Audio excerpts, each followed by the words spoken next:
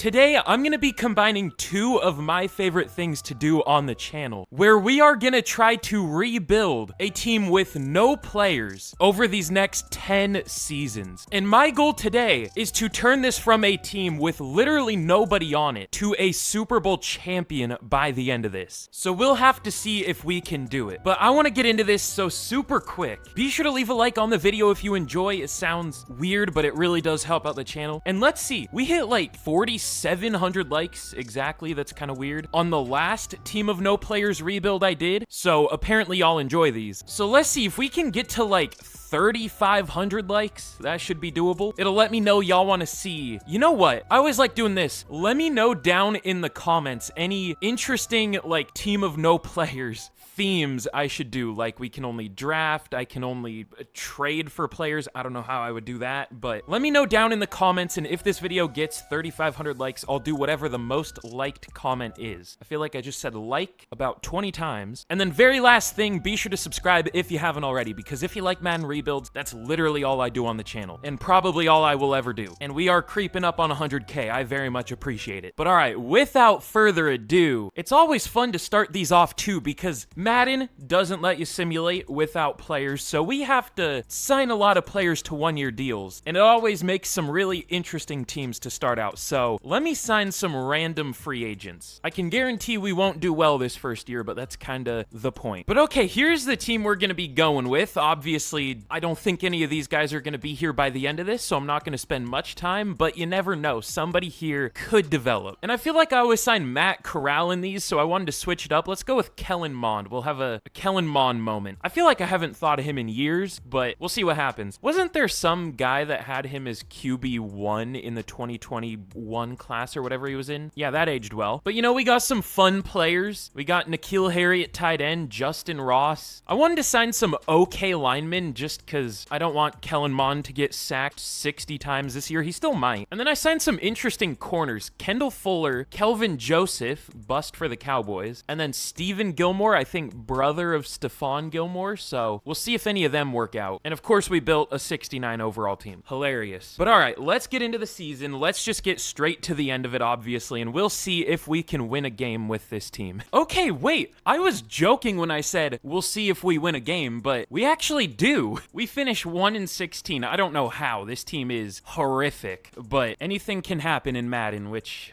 I guess that's a really positive way to look at simulation in Madden. Anything can happen. Kellen Mond was honestly not as bad as I expected for how bad the team is, and getting sacked 45 times. I'm surprised that's not more too. Dwayne McBride, not so much. 2.6 yards per carry. Not great. But Donovan Peoples-Jones got close to 1,000 yards. Justin Ross had 9 receiving touchdowns. The blocking wasn't bad. Nick Gates and David Bakhtiari, we might have to bring back. And then Michael Barrett, 124 tackles, 14 TFLs for Winfrey and Ika, and okay, not many sacks, but still, those are some actually good numbers for how horrible this team is. Ooh, Madden's been, I don't know if it's just me, but Madden's been Geno Smith pilled lately. I kind of like it. I've seen him up here for MVPs, but I wouldn't imagine we're going to have anyone for any awards. I mean, maybe defensive. Oh, Michael Barrett gets number 2 for Defensive Rookie of the Year. Peyton Wilson, of course a division rival, wins it. That sucks. Nelson Caesar at 8. Kendall Fuller at 8 for Best DB. That's something. So really interesting start. I again, did not think we would win a game, but let's get into the good part now. Let's get into actually starting the rebuild here. And let's see, do we want to bring anyone back? We had a Lions-Bills Super Bowl. That's what I was hoping for this year in real life, or at least Bills Commanders. But all right, for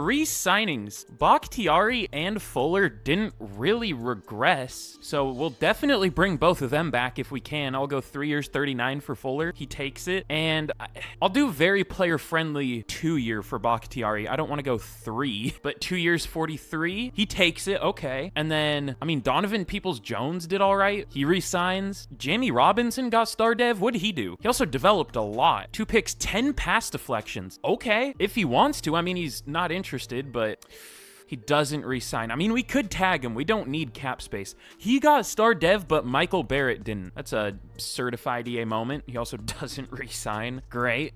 Siaki Ika also got star dev. He resigns. Sure. I mean, he's only 69 overall, but let's see. Also, Nick Gates. Super exciting re-signings here, I know, but they did well. And Nelson Caesar got star dev. We got a lot more dev traits than I thought. He doesn't resign, but eh. All right, I'm gonna clear our cap penalties. I feel like we shouldn't have any. We, of course, have penalties for releasing every player. That frees 200 mil. I mean, that's how it should be, to be fair. I don't know how active we're gonna be in free agency, but I definitely want to bring our players back. Ooh, Trey Smith is here. Might have to think about that. Oh, there's some interesting QBs here. You know what? I never sign quarterbacks, but I actually didn't scout any this year. Is it a good class? Yeah, it is. I mean, at least they're projected to go high. Javier Matthews doesn't look very good. Glenn maybe looks good. Newell looks pretty good. I don't know. We might wait to draft a QB because it would be hard to win him Offensive Rookie of the Year in this offense. I think we'll trade out of the #1 pick. Let's get goofy here. Let's sign Mac Jones. Ooh, if we can. The Giants also want him. They're probably also going to sign like Russell Wilson and Jameis Winston or something like they always do. So this is going to be our free agent class. It's kind of a bigger one than I expected. Oh yeah, also can we get Trey Smith? He's not interested at all, but does he have big offers? I would guess he does.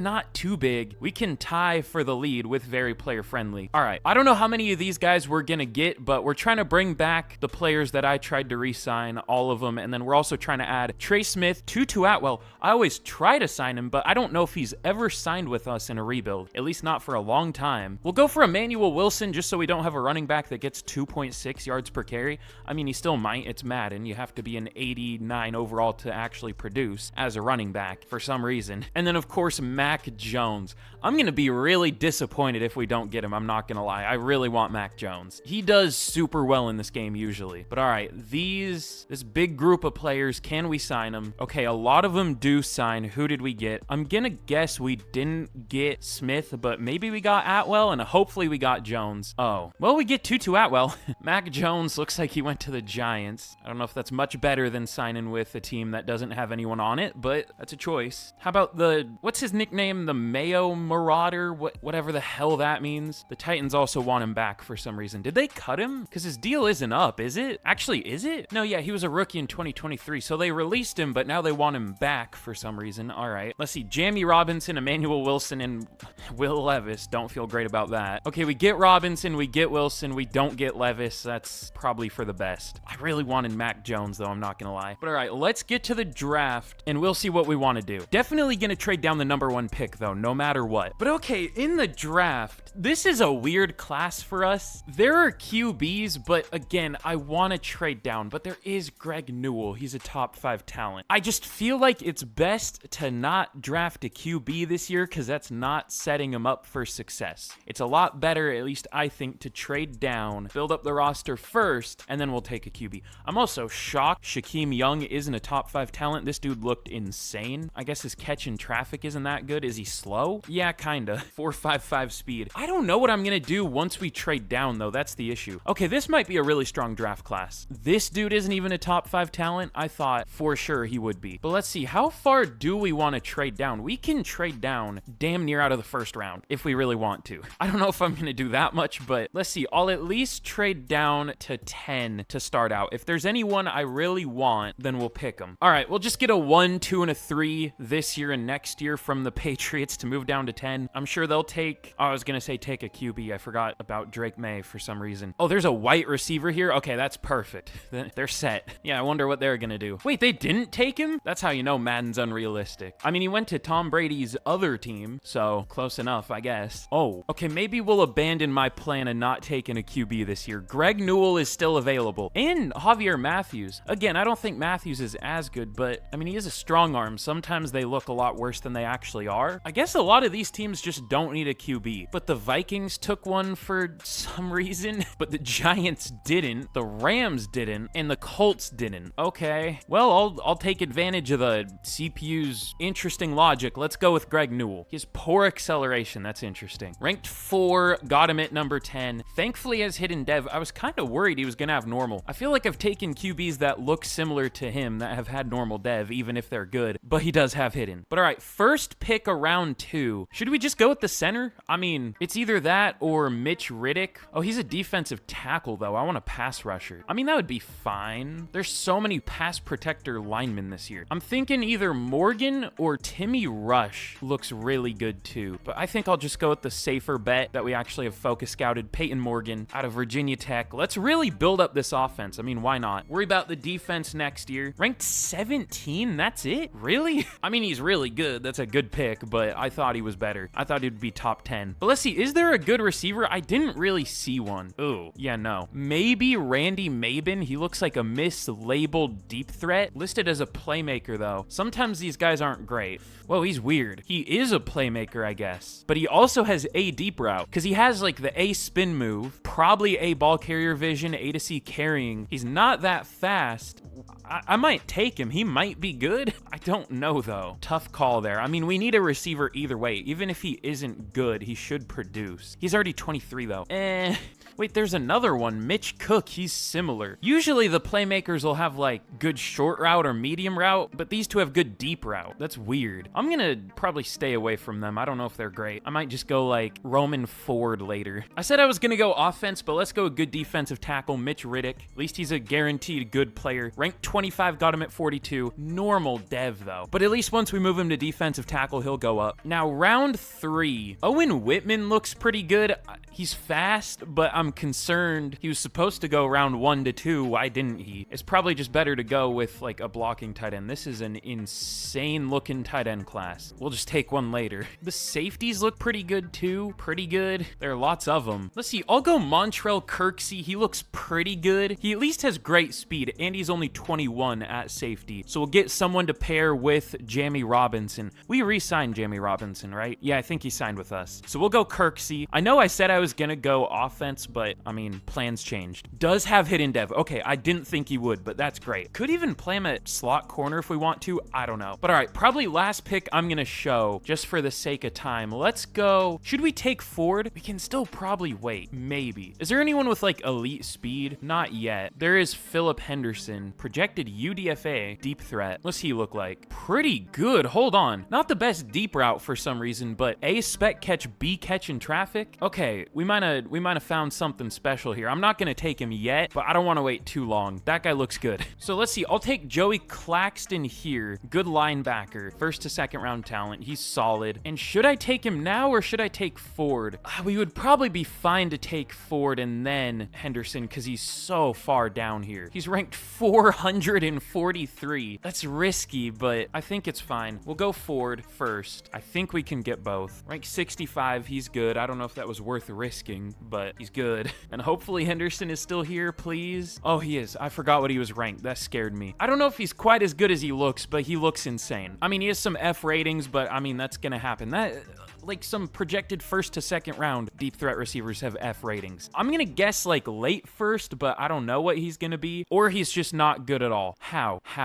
In what way? Does he have the worst awareness and medium route of all time? He has 98 speed, 99 agility, 97 excel, A spec catch, B catch in traffic. What? Ranked 149. All right, well, that wasn't a horrible pick, but I'm disappointed. But all right, here's how we did in our first draft. Not bad. No 80 overalls, but I mean, the number 4 player in the class. You know, we ended up with what? 3 first round talents? I can't remember what Kirksey was. What was he ranked? He was like 37 or something. I don't know. Either way, a top 5 and 2 firsts. Riddick might even be a top 10 now. He went up to a 78 from a 76 at defensive tackles. So that was a great pick. We're in 72. Isn't that what? Oh no, Rankins wore 98 for the Bengals. Who's 72 for the Bengals? I don't know, whatever. He has 76 speed at 320 pounds, 91 strength, 81 block shed. He is insane. I wish he had hidden dev. He should with how athletic he is, but whatever. That's not how it works, even though I kind of think that's how it should work. Oh yeah, and of course, most importantly, Greg Newell looks pretty good. 94 throw power, really good accuracy, really well-rounded, not that fast, but decent speed. And then the rest of the draft, we did all right. I made every pick and we didn't get anyone below a 70. We did pretty well. Luke Welch was our blocking tight end of the draft. I wish I took one a little earlier when there were better ones, but I mean, he still has hidden dev. He's already 23, but like he's fine for this year. Just not the 76 overall X factor that some blocking tight ends are for some reason. season. But all right, let's get into year 2. I'm excited to see how this team does. I mean, we kept some of the guys that did well last year, so we'll see how we're looking.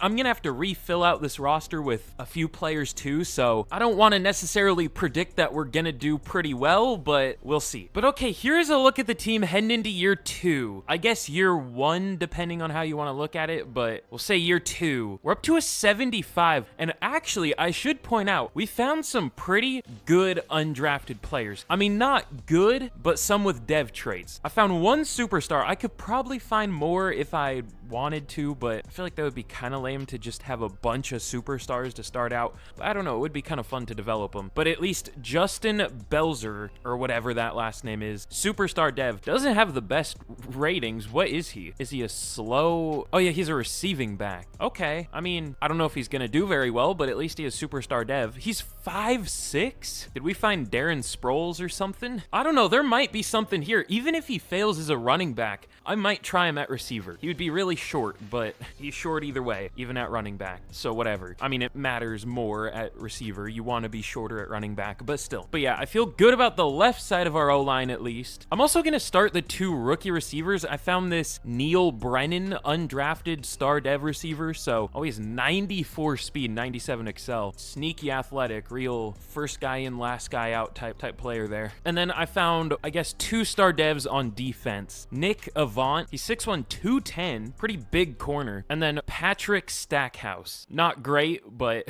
at least he is star dev. This upcoming season though, I definitely want to draft a pass rusher. We only have Nelson Caesar and then this Alex Ramirez guy I found undrafted, so that's probably going to be an issue, but we'll have to see how we do this year. We're definitely not going to be great, but maybe we'll win a couple games. I have a lot less faith than I did just a few minutes ago, at least in the video a few minutes ago. So we'll see what happens. Let's get to the mid-season point. We at least should develop a lot. Should we get to the mid-season? Yeah, we'll see how we're doing at the mid-season. We might have some re-signings. But okay, at the mid-season, you know, a little bit of a slow start here, but we at least have 1 win. We're 1-5. Our pass D, even last year, and this year once again, has been really good. We have the best pass defense in the league somehow, even though we've probably gotten 5 sacks total. How many have we gotten?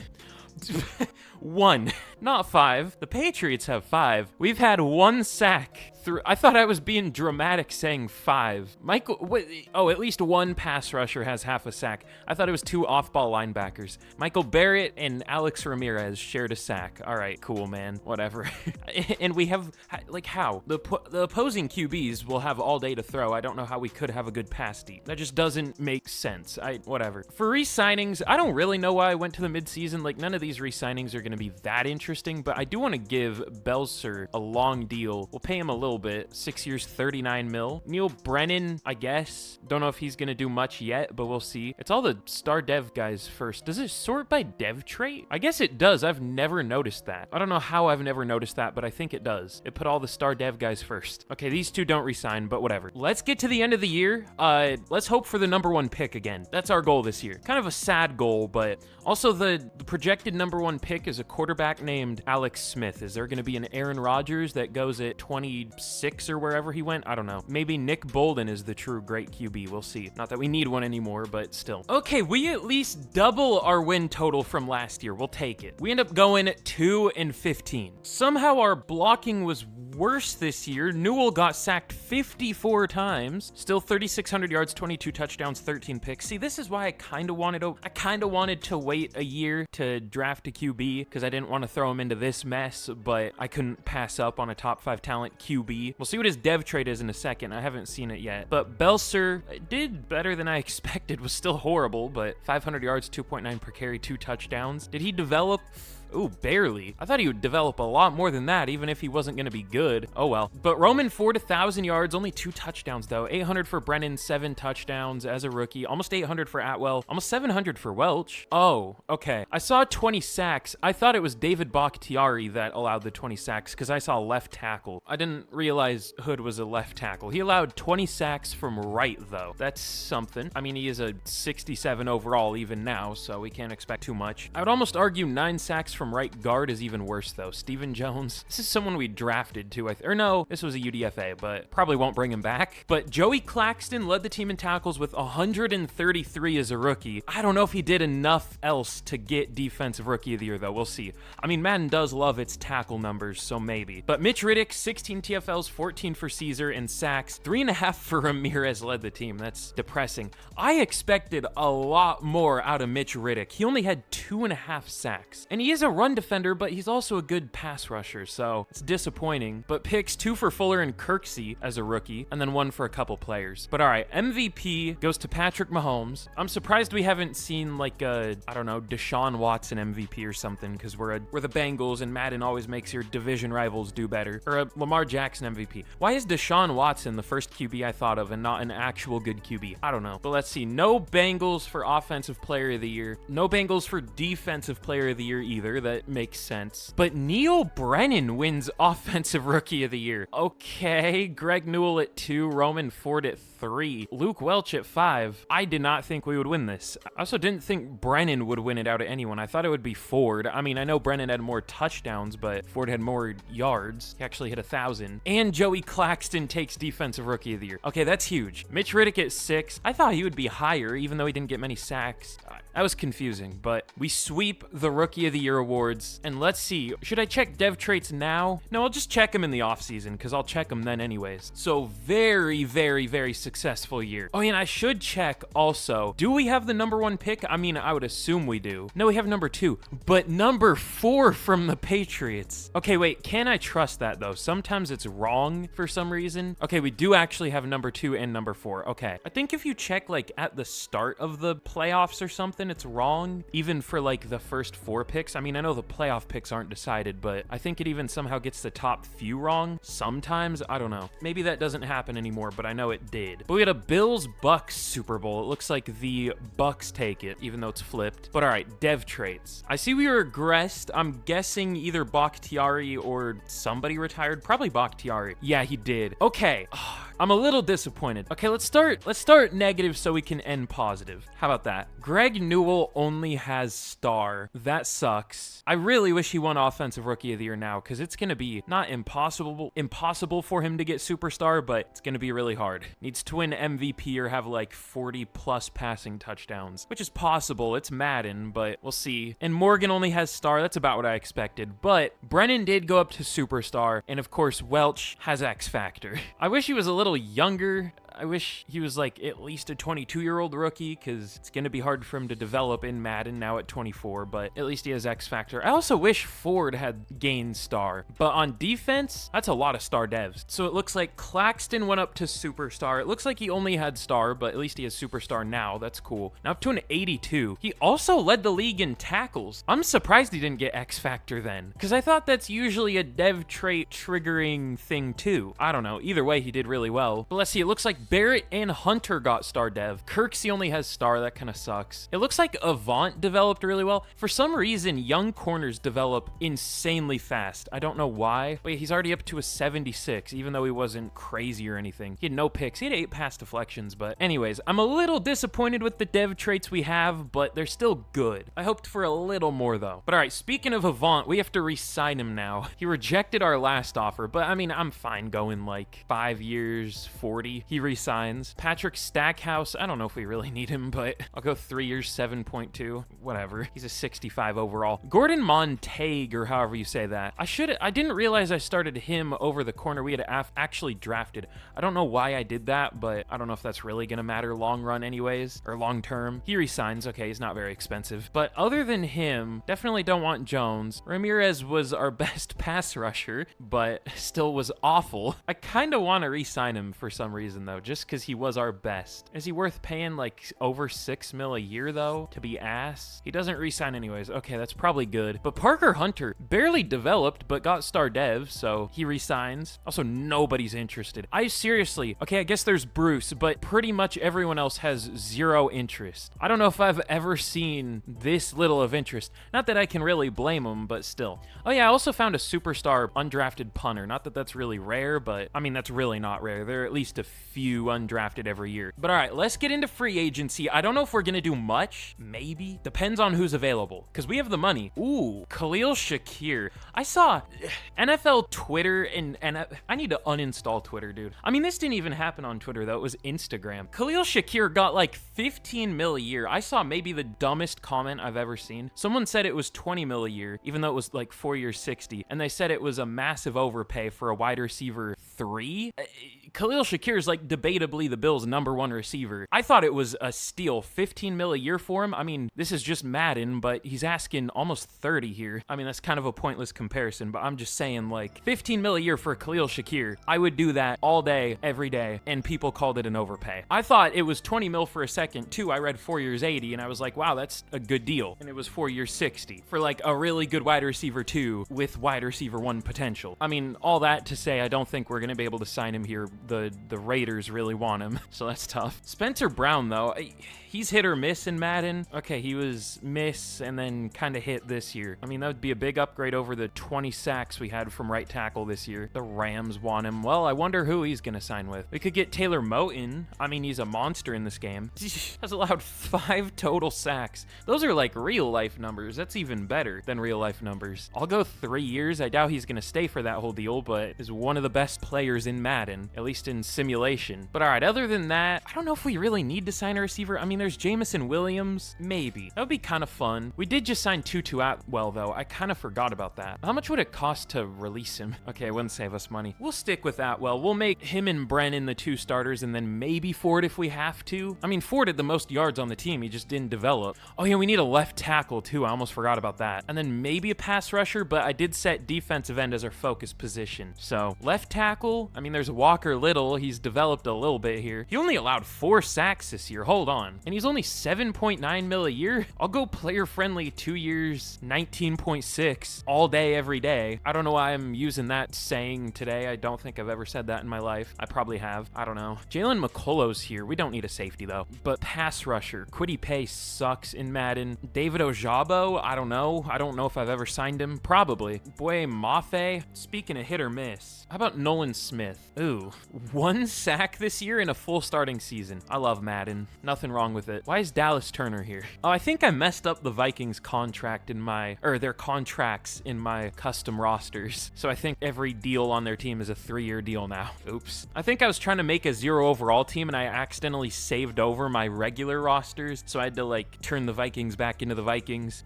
It was a whole, this roster's been through a lot. It was a big mess. But you know what? I'll give Mafe, I would go 2 years, 26. I don't know if I want him long term, but we kind of need a band-aid deal. So these 3, not a lot of players, but some pretty potentially great players. We'll see. We get Mafe and Little. That's huge. Hopefully Little does as well as he did this last year and not the first year. Even if he does, even if he allows 12 sacks, that's about how many Bakhtiari allowed this past year. And then Moton, please. Oh, okay, he does finally sign. Thankfully, nobody else offered him. So not the flashiest overalls, not the flashiest positions, but I mean, debatably like 3 out of the 4 most important positions in the NFL. Edge, and then the 2 tackle spots. I mean, right tackle, debatably not, but definitely left tackle. But all right, let's get to the draft. We're up to an 80 overall, by the way. We're doing all right, but we'll see what we can do this year.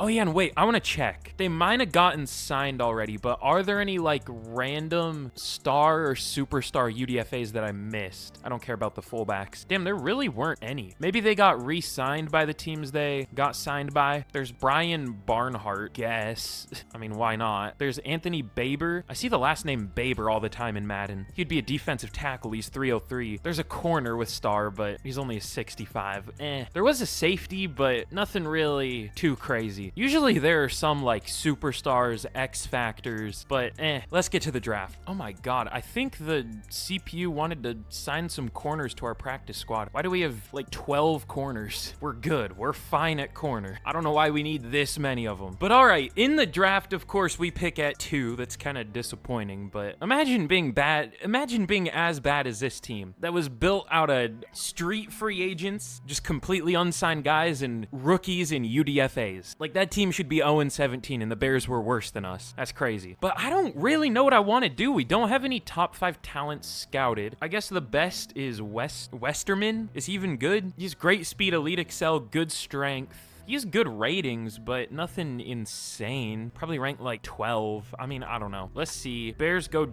Denzel Middleton. He looked really good. I've also seen like 3 prospects named Middleton now for some reason. It's always the same names, and they're always interesting names. Is there even a Middleton in the league in real life? I don't know. But I definitely think I'm going to trade at least this pick down. Probably not pick 4, because we'll get enough with this pick.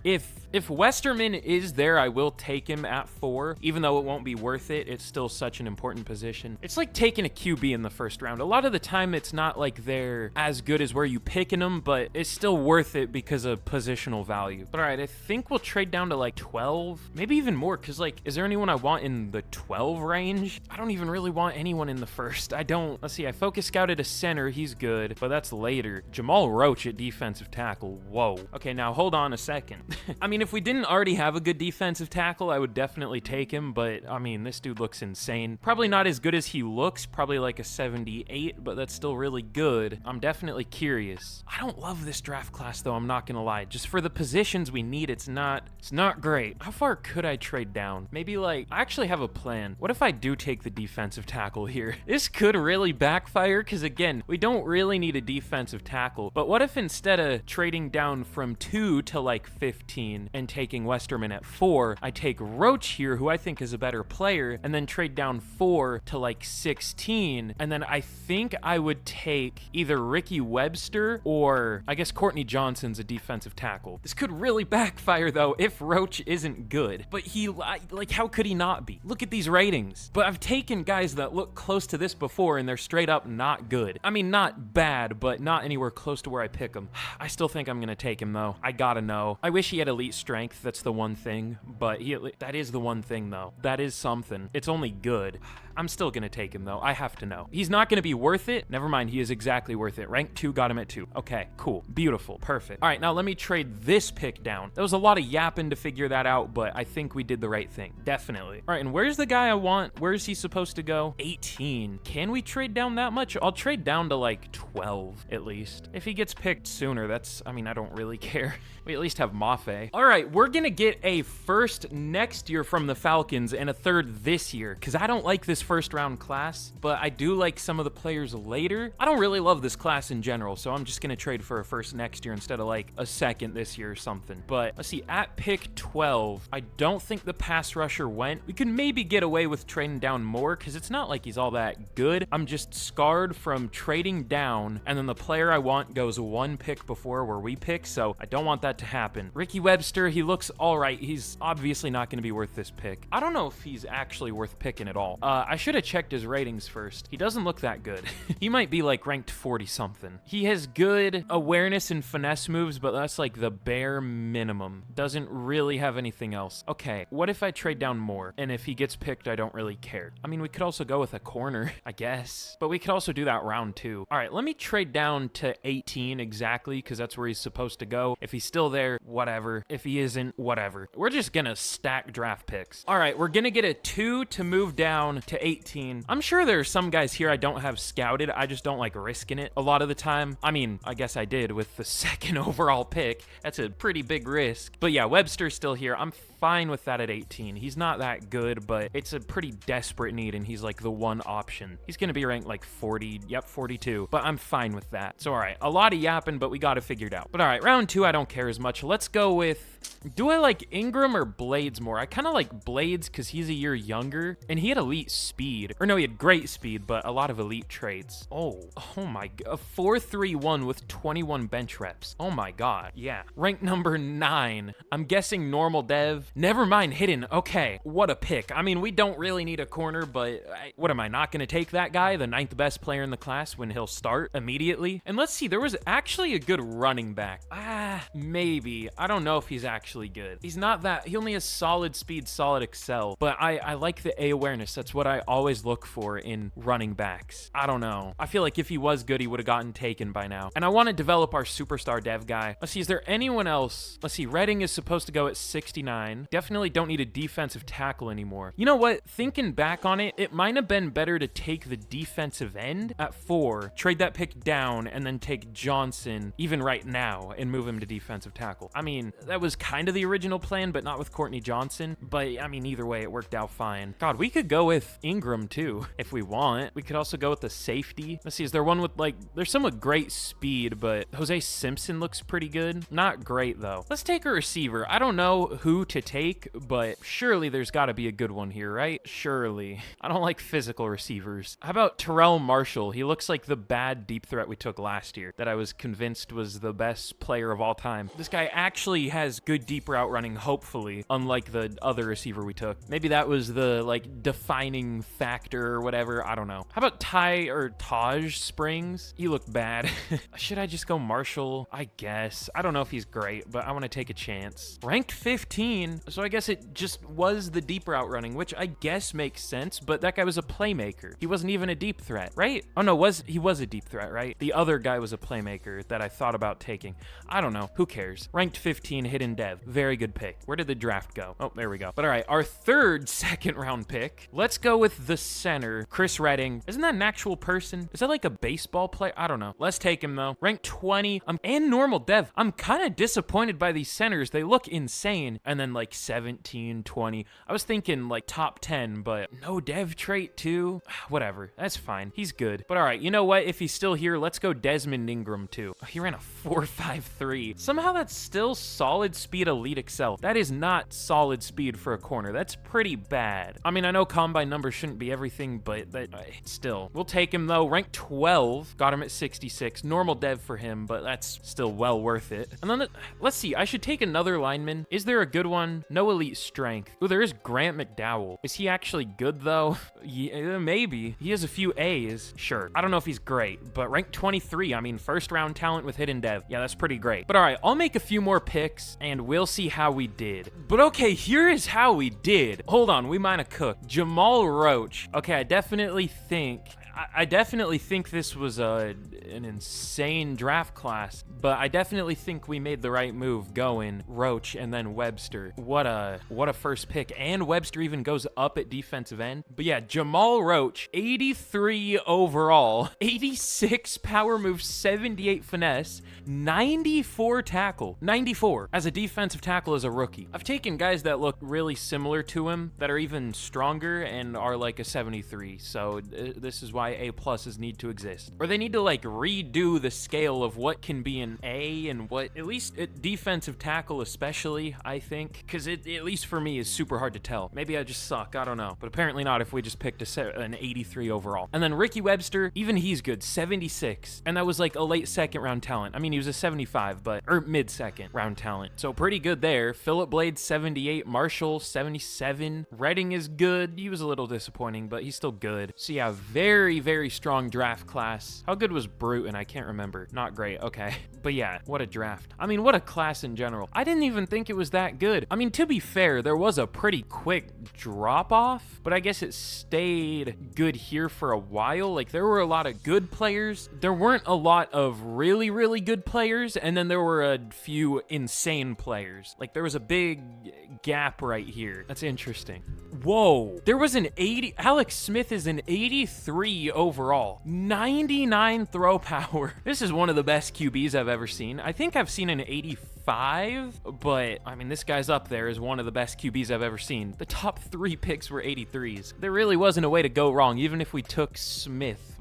He would have maybe started. But all right, let's get into year 3. Feeling pretty good now. But all right, here we are heading into year 3. We have a fun team. This is an incredible incredibly young team. We should develop a ton throughout the year again. I mean, we developed a pretty good amount last year, but now we have more superstars. We have even more young players, even more rookies. You know, last year it was a draft class and kind of filled out by some older players and some like 26-year-olds. Now there are still some like older players, but there are a lot of year 1 or 2 players. That's what most of our team is. The only starters on offense that aren't year 1 or 2 players are Atwell, Little, and Moten. On defense, pretty much the same deal. There's Fuller, Mafe, Barrett, and Robinson, but even 3 out of those 4 are still fairly young, and then pretty much everyone else is year 1 or 2. So I'm really excited / interested to see how this team does. I don't know if we're gonna be all that good, but we could be, especially if guys like Roach, Webster, Mafe, if they show up. I mean, our biggest upgrade this year should be pass rush, I would assume. I'm also already thinking about switching to the Bills defensive playbook because I don't know how good the Bengals defensive playbook is. I know their offensive playbook is really good. That's like my second favorite, but I just don't know how the defense does. I guess we'll see this year because it should be pretty good this year. But all right, let's get to the midseason point once again, and we will see how we do. I feel like there was something else I was gonna do, but I forgot. We'll see if I remember it. Ooh, okay, we're still really bad. We are 1-6.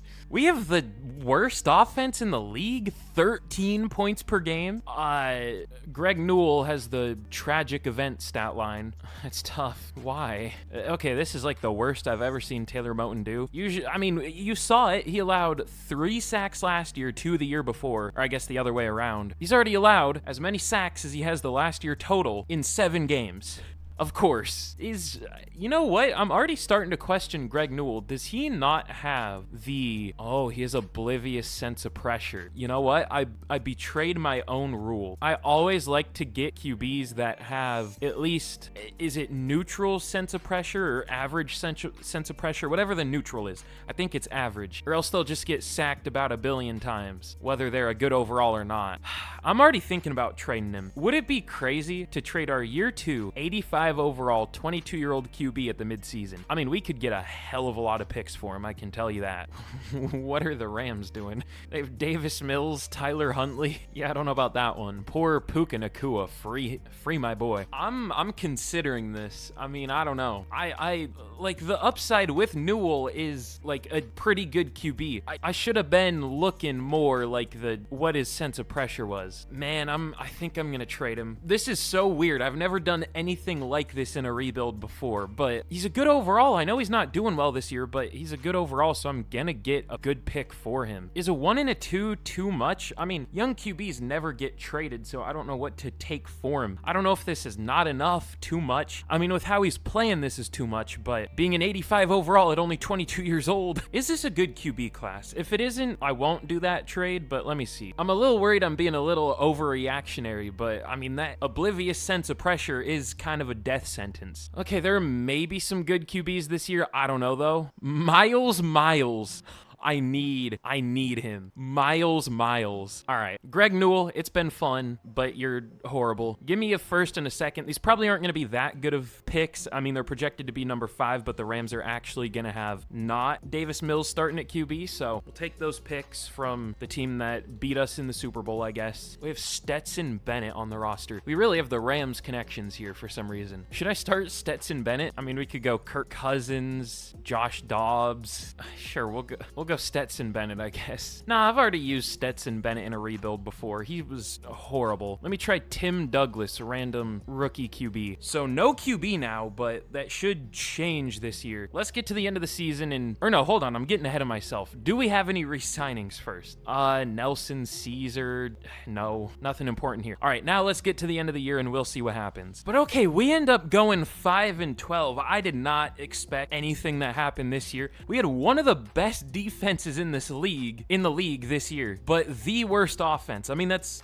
to be expected after we trade our QB, but it got better after we traded our QB. Tim Douglas did about as well as our other QB, so didn't develop, but whatever. Justin Belser actually did okay. Fumbled 3 times though, but 3.4 per carry. I mean, that would be awful for real life, but for Madden, for only a 77 overall, that's pretty good. Again, you got to be like a 90 overall running back to actually do well. But Terrell Marshall, 1,200 yards, 13 touchdowns. So should win Offensive Rookie of the Year. Probably only star dev. Yeah, only star dev, but I mean, that should go up. Even if he doesn't win Offensive Rookie of the Year, that probably will go up. But Brennan did fine. Atwell did fine. Welch only 300. Did we have a different offense this year? What happened? Why did Welch go from 600 and something to less than 400? Almost 700 to less than 400. Okay, sure. But Moton sucked for some reason. Redding was terrible, but the guards were good. What a weird year. 21 TFLs from Roach as a rookie and 15 and a half sacks. 11 and a half for Riddick. What was our defensive tackle group? I mean, I knew it was good. I didn't know it was going to be that good. I mean, Riddick is up to an 85 now. And then let's see, what's Roach? He, of course, has X Factor. That's not a surprise. Number 5, so pretty good. What a duo. But Webster was pretty good as a rookie. 14 TFLs, only 6.5 sacks, but that's not horrible. I mean, that's not great, but should hopefully only get better. But Mafe was the big disappointment. Only 4 sacks. I'm glad I only signed him to a 2-year deal. But picks 6 for Kendall Fuller. Didn't he have 4 last year? Or was that the year before? I don't know. It was 1 year. He's had 12 picks in the last 3 years. Remind me to sign Kendall Fuller in more rebuilds. Should get superstar dev. But Barrett, Blades, and Robinson, 2 picks, and then 1 for a couple players. But MVP goes to Mahomes. Alex Smith up there is a rookie. Marshall at 9 for Offensive Player of the Year. Thankfully, I don't see any rookies ahead of him. Wait a minute.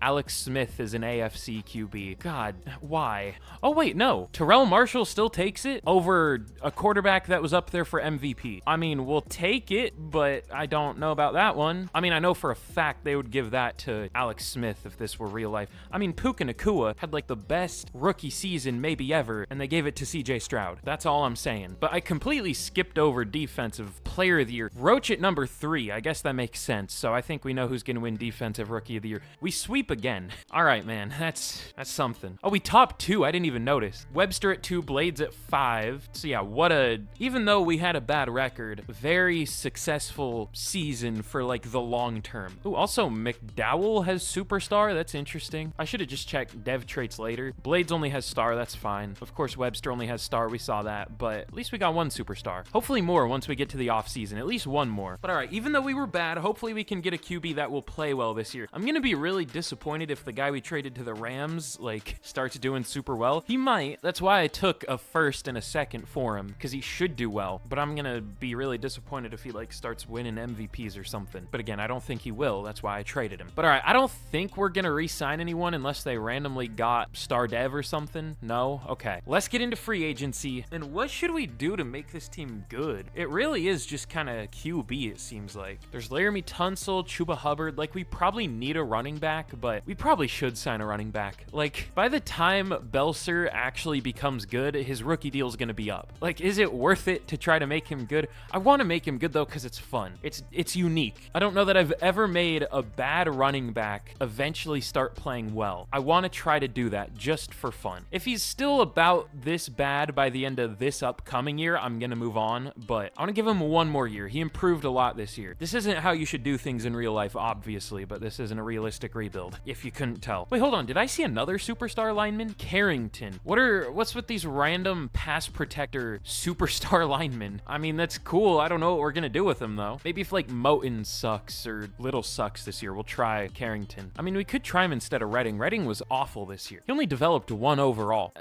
Maybe we will. We'll see. But yeah, I don't know what I want to do in free agency. There really isn't anyone I want, honestly. I think we're better just developing this team for now. I know it wasn't great, so maybe that's not the best strategy, but it should only hopefully go up from here. Although next year is 2027. That's usually the cursed year in Madden simulation, but I'm going to ignore free agency for this year. There just wasn't really anyone that would be that much of an upgrade, at least in terms of performance, other than like the positions I mentioned, like running back. But okay, in the draft, I thought we would have better picks, honestly. We were projected to have, I think it was 4, 6, and I guess the Rams were 5. We only ended up having 5, 10, and 13, which are still 3 really good picks, but none that are super high up. Now, I'm thinking about trading up. There is a top 5 talent QB. Let me check his traits, of course.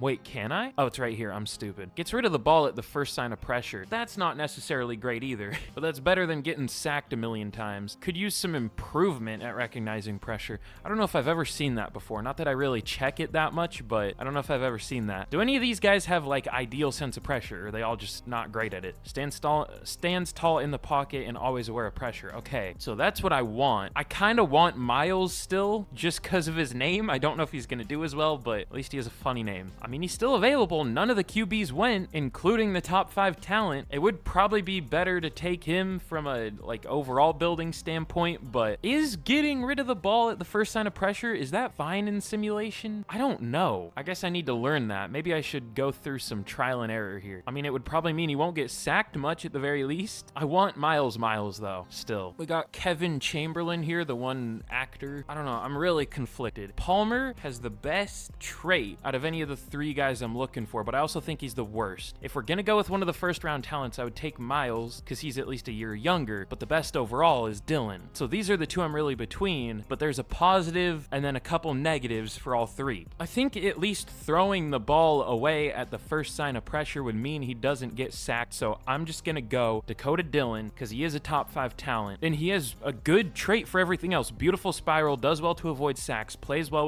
within and outside the pocket. Sure. Rank 2, got him at 5, so we've picked 2 top 5 talent QBs in this rebuild. Will this one actually play well? We'll have to find out. Damn, the other 2 QBs are still available. I guess we only went a few picks later, but after that, I don't really know what to do. Oh, Javonte Boyce. Look at those ratings. What's your speed? Okay, great speed, only solid excel, solid change of direction. Damn it. Imagine if he had elite. He would probably be like an 84 overall, but he still might be like an 80. I still think I'm gonna take him, even though corner is like the last thing we need. I mean, I don't know. We don't really have a lot of needs at this point. At least not that we can necessarily fill through the draft. I'm just waiting for like true amazing free agents to become available. But I mean, I'll take a corner, sure. One that looks that good, why not? I guess top 5 talent, number 4, okay. I was hoping he would be even better, but does have hidden dev, thankfully. Sounds good. This might be a really strong draft class again if he's only ranked 4. But at 13, I might trade this down because I don't know what I would take here. Maybe a receiver, but there isn't one that's supposed to go for a while. I'm just gonna trade this down to like late first. We'll go down to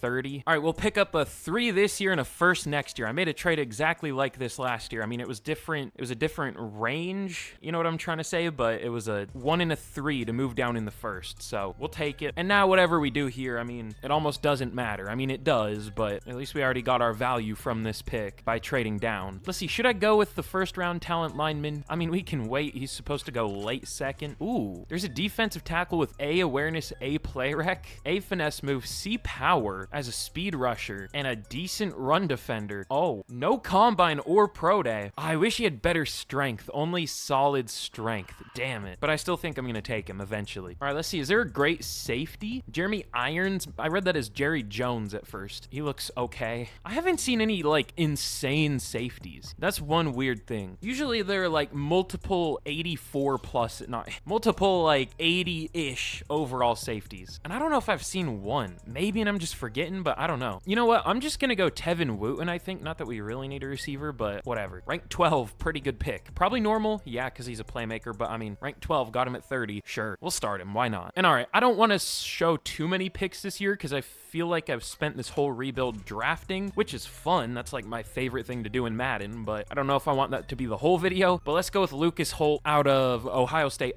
I need to remember to mention the player colleges. I feel like that's something I never do anymore. I used to, but he's elite strength, a few elite traits. Sure. His ratings aren't the best, but rank 9. Normal, what? Another normal dev high overall lineman? Those are so rare. And we drafted 2?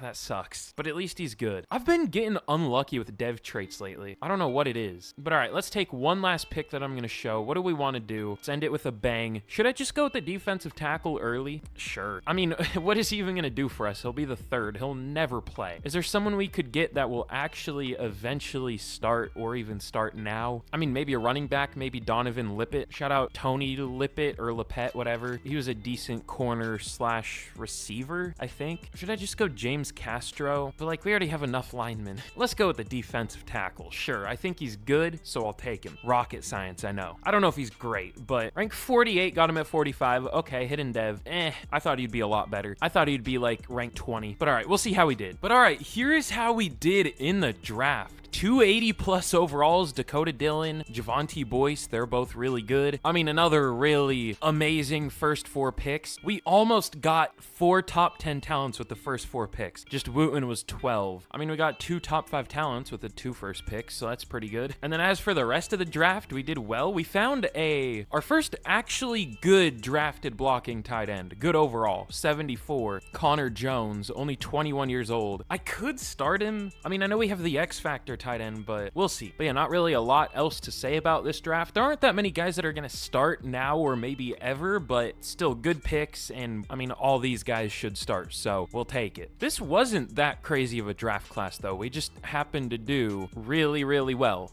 Cool. But all right, I think we're ready to get into year 4. I think it was tough to make decisions on who to start this year. Like at center, I didn't know if I wanted to go Holt or Carrington. I went with Holt just because he's a rookie. Receiver, but I think this is what we're gonna do. We're an 81 overall now, heading into year 4. We have a new QB in Dakota Dillon. I'm hoping he does better. And I mean, things are set up decently well for him. Assuming he doesn't get himself sacked, apparently, like our last QB did, he should be set up for success. I mean, he has good weapons that should develop a lot throughout the year. We have a good line on paper. I mean, I'm a little scared of Walker Little, but I mean, he did well last year, so I don't know. He's only 28 for left tackles, though. That's not great. We'll see. Maybe that won't matter. It didn't last year. It was Moten that ruined us last year. But the defense should be good. Hopefully, Mafe can do better, but either way, these 3 should do really well. Hopefully, Webster does a little better, but the secondary's good. I kind of want a new safety, but the corners are great. Fuller did get superstar. The linebackers are good. Pretty much everything is solid on paper. We just need a little more development, and we need everything to come together in terms of like performance. So we'll see what happens. This has been a slow burn for sure so far. I thought we would have been a little better by now, but hopefully that can happen this year with hopefully not a horrible QB. Okay, wow. We are 0-7 at the midseason. I guess so are the Titans, but this has been a horrible start. This might be the worst start I've ever had to a rebuild. All right, this is going to be a legitimate challenge to see if we can win a Super Bowl by the end of this, because so far it's not looking great. We're going to have some work to do. Dillon isn't really even the problem. He's been sacked 15 times, though. Belser, okay, we'll get a new running back this offseason. I probably should have before. I just wanted to see if he would do better than last year, and he definitely isn't so far. But Marshall's doing great at least. And Walker Little isn't doing great, but I don't know if I want to bench him. I don't know if I want to risk it. Ooh, Holt's not doing great at center. Okay, we'll try Carrington there. And then the pass rush is decent. So it looks like blocking is kind of our issue again, unfortunately. So that didn't really change. Is blocking a part of a playbook? Like, are those tied together? Because the Bengals don't have very good blocking in real life, and we don't have good blocking here. I don't know why the hell that would be tied to playbooks, but it wouldn't surprise me in Madden if like certain playbooks allow more sacks. I mean, if they're more pass heavy, then sure, that makes sense. But the Bills offense, that one's pass heavy in Madden. It doesn't really allow sacks, so I might switch to both Bills offense and defense at some point in this rebuild if things don't improve. We'll see. But we don't have that good of a roster yet, so I don't know if we can complain too much. We'll get a new running back this offseason for sure. Probably a new left tackle if we can, and we'll see if we have another issue throughout the year on the team. But all right, who are we going to have to re-sign? Kendall Fuller, okay. I mean, he's going to be 33, but he's still doing insanely well. Boye Mafe, definitely not so far. Only 1 sack so far this year. What a horrible signing, apparently. Walker Little's deal's going to be up, so we'll let him go. Nothing too major. I mean, we'll see at the end of the year. Let's hope we improve. I mean, I would be fine getting a really good draft pick again, but I want to see that this team can do something. Well, not showing me much. We finish 3-14. Although, we might have to take this with a grain of salt. It is 2027, the cursed year. I genuinely believe there is something about 2027 in Madden simulation. It makes you do worse. Oh, okay, Dakota Dillon had interesting stats. 4,100 yards, 30 touchdowns, that's good. 21 picks, and only 61 completion percentage. Not so good. I mean, a 61 isn't awful for real life, but it's not great, and that's really bad in Madden. That was probably the worst, one of the worst. It was the worst. Okay, by 3. rookie. Ooh, I'm thinking about switching our playbooks though. But Belser definitely got better throughout the year. Still not good though, so you know what? Now up to an 80 overall receiving back. Why does he look so tall to me? I don't know. That's freaking me out. I guess he doesn't, but I don't know. That's weird. Anyways, developing as a receiving back, what would his overall be at receiver? I would guess it isn't great, but is it decent? 72? I mean, we could just keep him as a receiving back, a number 2 option. That's probably better because I don't think he would get any playing time at receiver. But Marshall, almost 1,400 yards and 11 touchdowns, despite us only going 3 and 14. Now up to an 86. I keep reading his name as Terrace Marshall. It's throwing me off, but yeah, monster season. Even 900 yards for Brennan, 800 for Wooten as a rookie. That's a number 2 for Offensive Rookie of the Year type season. Oh, and yeah, Walker Little. Okay, this is what I expected from him last year. But Barrett, 128 tackles, TFL's 14 for Roach led the team, and 15 sacks for Jamal Roach, 8.5 for Riddick, 6 for Mafe and Webster. Mafe bounced back, and Webster ended up being the most disappointing. I didn't expect much from Mafe. He's gonna go, but Webster, you know what? Switching to the Bills defensive playbook would fix that. That's all I'm saying. That's all I'm saying. But 4 picks for Fuller, 2 for Claxton and Kirksey. Who's Claxton again? Oh, yeah, he's our middle linebacker with Superstar. Why did I forget him? I don't know. But all right, MVP goes to Mahomes. You have to be kidding me. All right, maybe it is us. Maybe we have an issue. Newell was at number 2 for MVP. If he wins an MVP in this rebuild, I am gonna be not a very happy camper, I guess. There are a lot of sayings I hate. That's one of them. But Marshall at 7 for Offensive Player of the Year. I thought he would be even higher. I'm not gonna lie. But Roach at 3 for Defensive Player of the Year. He might win one by the end of this. We get 3 for Offensive Rookie of the Year. Wooten at 3, Dillon at 4. Who was at 10? Connor Jones. And then Boyce at 4 for Defensive Rookie of the Year. All right, man. I think I'm gonna do it. Oh, okay. Either way, getting a new QB worked out. Dakota Dillon has X Factor.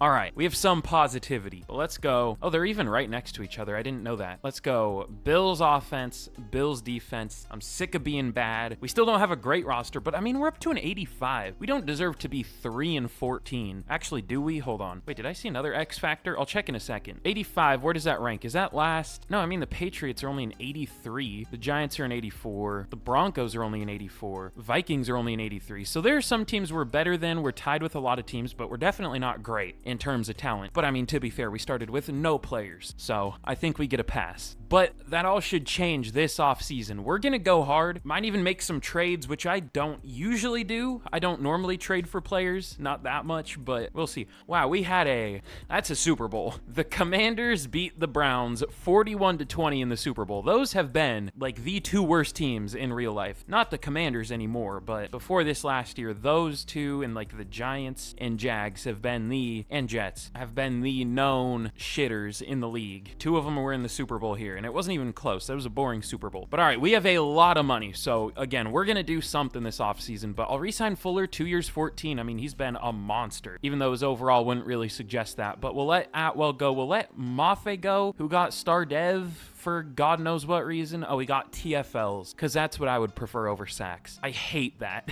I always find something new that I hate in Madden. Maybe I'm just a hateful person. I don't know. At least towards billion-dollar companies I am. But yeah, we'll let everyone else here go, and we're gonna spend big. We have to. If this was real life, the GOAT Mikey McDingle would have been fired by this point. Pretty good year to need a running back. Jameer Gibbs is here. Although, can we actually get him? And how does he do? Sometimes he's horrible in simulation. He hasn't been amazing here. He's been good. He's a 99 overall, and he's only getting 4.2 yards per carry this last year. All right, man. How about left tackle? Kingsley Suamataia. I don't know if I trust that. He's done well. How about Rasheed Walker? Whoa. Has he been their starter? Hold on. We might have something there. Or do they have a new tackle that they replaced him with? Oh, okay, they do. I mean, still, he only allowed 2 sacks last year. And should we sign a center? I mean, Carrington did better than Holt, but he still wasn't great. I'd rather just develop our interior, though, but tackle's more scary. So we'll sign a tackle. And let's see, is there a pass rusher or safety worth signing here? I mean, there's Zadarius Smith. If you've seen my videos or just Madden videos in general, you might know he's pretty good in simulation because Madden's stuck in 2019 or something. I mean, he's still a good player, but not necessarily one of the best anymore like he is in Madden. There's also Bradley Chubb. Oh, he had 14.5 sacks this year. When Jaden Hicks, he didn't even start for the Texans this year. I mean, he'll start for us, that's for sure. But all right. We're going for some good players. Like I said, we're not spending as much money as I expected, but these are all the positions we really need. Jahmyr Gibbs, the Titans also want him. I feel like the Titans have been in it for a lot of the players we've wanted, at least a few of them. I went very player friendly, so hopefully that convinces him. I hope also, even if we do get him, I hope he does well, because I don't know. Like, he's going to be playing for a lot worse of a team than he was, and he wasn't even putting up that crazy numbers on that team. I mean, when he was getting 4.7 yards per carry, I would take that, but 4.2, we'll see. We'll see if he can even hit that. But also, Jaden Hicks, we have a lead for him. Zadarius Smith, I went player-friendly 1 year, and then Rasheed Walker. So hopefully we can get all these guys. The big one I want is probably Gibbs. At least that's the one I'm most scared about not getting. We'll see. God damn it. We get Hicks, we get Walker. Gibbs goes to the Titans. Eventually, they're going to run out of money, I hope. They won't keep stealing players from us. All right. And McCaffrey signed. I don't think Ray Davis is very good in Madden. Plus, he's already 28. Yeah, no. I mean, if you're not already a well-established running back in real life, like a really good one, you're not going to perform in simulation. That's just how it is. I hate that that's how it is, but I guess we'll just trade for a running back. That's probably better. Of course, Newell. I mean, I always feel like I trade for Kenneth Walker. I always feel like I trade for Josh Jacobs. It's just the problem that it's always the same running backs that do well in Madden, because there are only so many that can do well. Although Dameon Pierce, that's kind of different. He's already 28 though, but I mean, what other choice do we have? He shouldn't be that expensive. If he is, I'm not going to trade for him. I mean, even a second feels like way too much, but I'm not even... Oh, they don't have the cap space, even though this will save them cap space. All right. Najee's already 30. I don't want to do that. Brian Robinson, I never really see him do well, so I don't know if I can trust that. He's almost 32 though. Not 32. He's also almost 30. He's 29. There isn't really a running back on a trade for. Am I too picky? I don't know. All these guys are either too expensive or too old, or we've already used them about 1 billion times. Because yeah, I don't think we can trade for Kenneth Walker. It would be expensive. Yeah, a first-round pick only gets us halfway. Is there a good running back in the draft, or should we just wait until free agency next year? Ooh, okay. I mean, there are some pretty good-looking ones. All right, we might draft one this year. I don't know if they'll do great immediately, but hopefully. If they don't, I mean, we could also sign one next year. That's a lot to invest in running back, but it's so important in Madden. Madden is like the opposite of real life. In real life, the reason you don't want to trade a lot for and you don't want to spend a high pick on a running back is because there are so many good ones. In Madden, it's the position where there are none that perform, or very, very few. So I think we should invest a lot in it when we can. But okay, in the draft, once again, multiple first-round picks. Have we ever not had multiple first-round picks other than year one? I don't think so, but we pick at 3 and 30. Those are some weird picks. Wait, there are two. Wait, what was the other top 5 talent we had scouted? A guard, Zay Jackson. Ooh, I might trade down to trade up. I want both of these guys, but they're both right in between where we pick. I don't want to risk them getting taken either. I'm only going to trade down to like 10. I'm not going to trade back very far. So let's see. I mean, if luck it goes, there isn't another top 5 talent running back. There's Stevens, who's first. He's good. I'm guessing Luckett has like elite speed or something. Good call. Because I was going to say his ratings are good, but he only has like C carrying. Pretty much everything else is an A though. Okay, this guy looks pretty good. That might be a top 5 talent, or well, that might be a top 2 talent is what I meant to say. Let's trade down to 9. I'm even scared of trading down to 10. We only have pick 3 though. I'm just in the mindset that we have the #1 pick every year. We don't anymore. That'd be expensive to trade up from 30 to 10 to get that guard. We need a running back though. The Titans definitely wouldn't pick one. I would hope not, but you never know in Madden. So I think we're safe to trade down with the Cardinals. Would they even take one? Again, I would hope not. Seahawks wouldn't. 49ers did lose McCaffrey, so they might. They definitely would. Okay, let's trade down with the Seahawks. Unless like, how about the Panthers or Jets? Do they need a running back? Panthers, no. Jets, no, but Algier is almost 30. He's 28. So I think we're good to trade down to like 11. If the running back gets picked super early, then like whatever. That kind of ruins my plans, but oh well. So we'll trade down to 11. All right, basically the same trade I've been making. We're getting a 2 this year and a 1 next year. Instead of a 3 this year, it's going to be a 2 in this trade. Or what did I say the first time? It's a 2 this year and a 1 next year. I'm going to send a 2 this year and a 3 next year. I don't know what I said. But yeah, we're getting a 2 and a 1 to trade down to 11. 11 from 3. Now, hopefully the running back doesn't go. If he does, it just wasn't meant to be. I don't think he did. Okay, I think he will go with the next pick, so I'll take him here. Mike Luckett looks pretty good. The only thing that concerns me is the carrying, but everything else,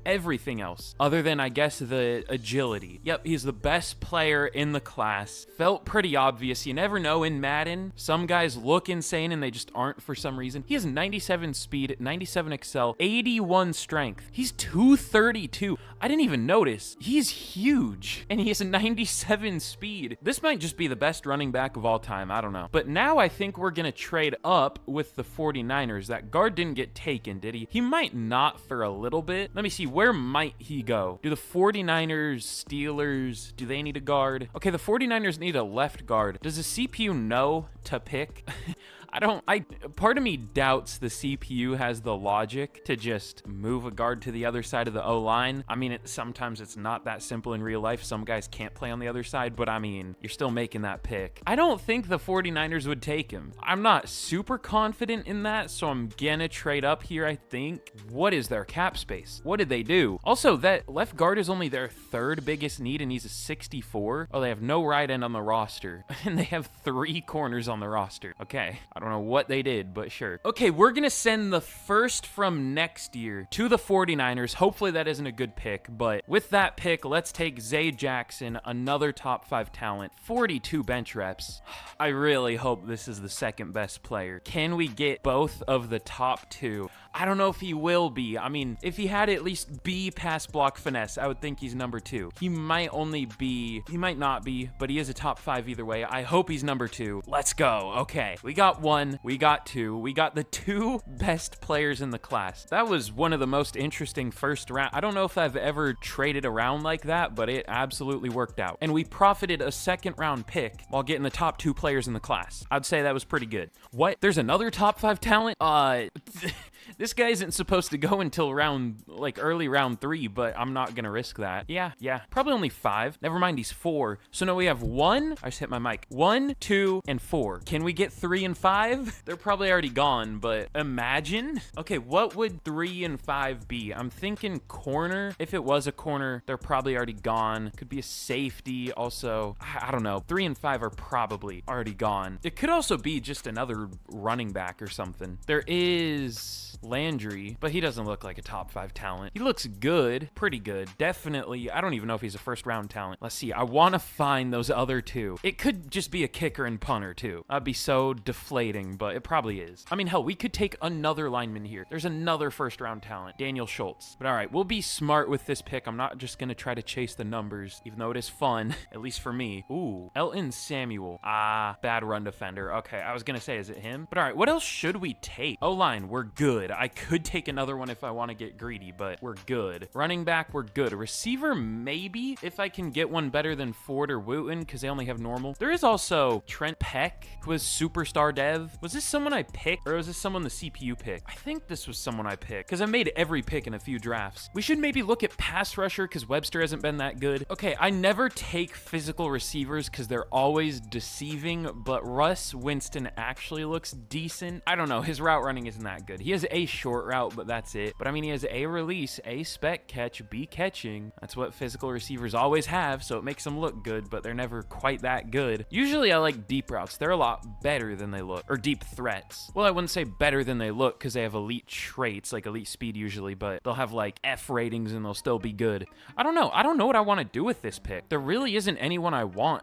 I mean, there's Ezekiel Craig, who looks like an okay pass rusher. He also kind of looks terrible. I think I'm just gonna go BPA and not try to reach. I'm not gonna go the running back. I'll take Daniel Schultz because I still don't fully trust our O-line he put up. 46 bench reps. He might be a top 10 talent. Maybe, maybe not. We'll see. No, he's only 21. Okay. But 99 strength hidden dev. I'm surprised he's not better than 21, but we'll take it. I mean, hopefully this is a good class. If it is, I mean, we got number 1 and 2 in a good class and 4, so hopefully it is. But all right, I think that's all for picks I'm gonna show because because I don't really see anyone else too great, but we'll see how he did. Oh, okay, I was right about Russ Winston. Ranked 16, hidden dev. Okay, there was something a little bit elevated about him, I could tell. He had a lot of A's. It would have been hard for him to be bad. He had to have like F minus deep route and medium route, which he obviously doesn't. They're at least D's, so good pick there. He'll be a starter. He is hidden dev, so that's the last pick I'll show. All right, that was the best draft class of all time. Wow, that was easily the best draft I have ever had. It is not even close. I only use strong draft classes, by the way. I'm sure other like Madden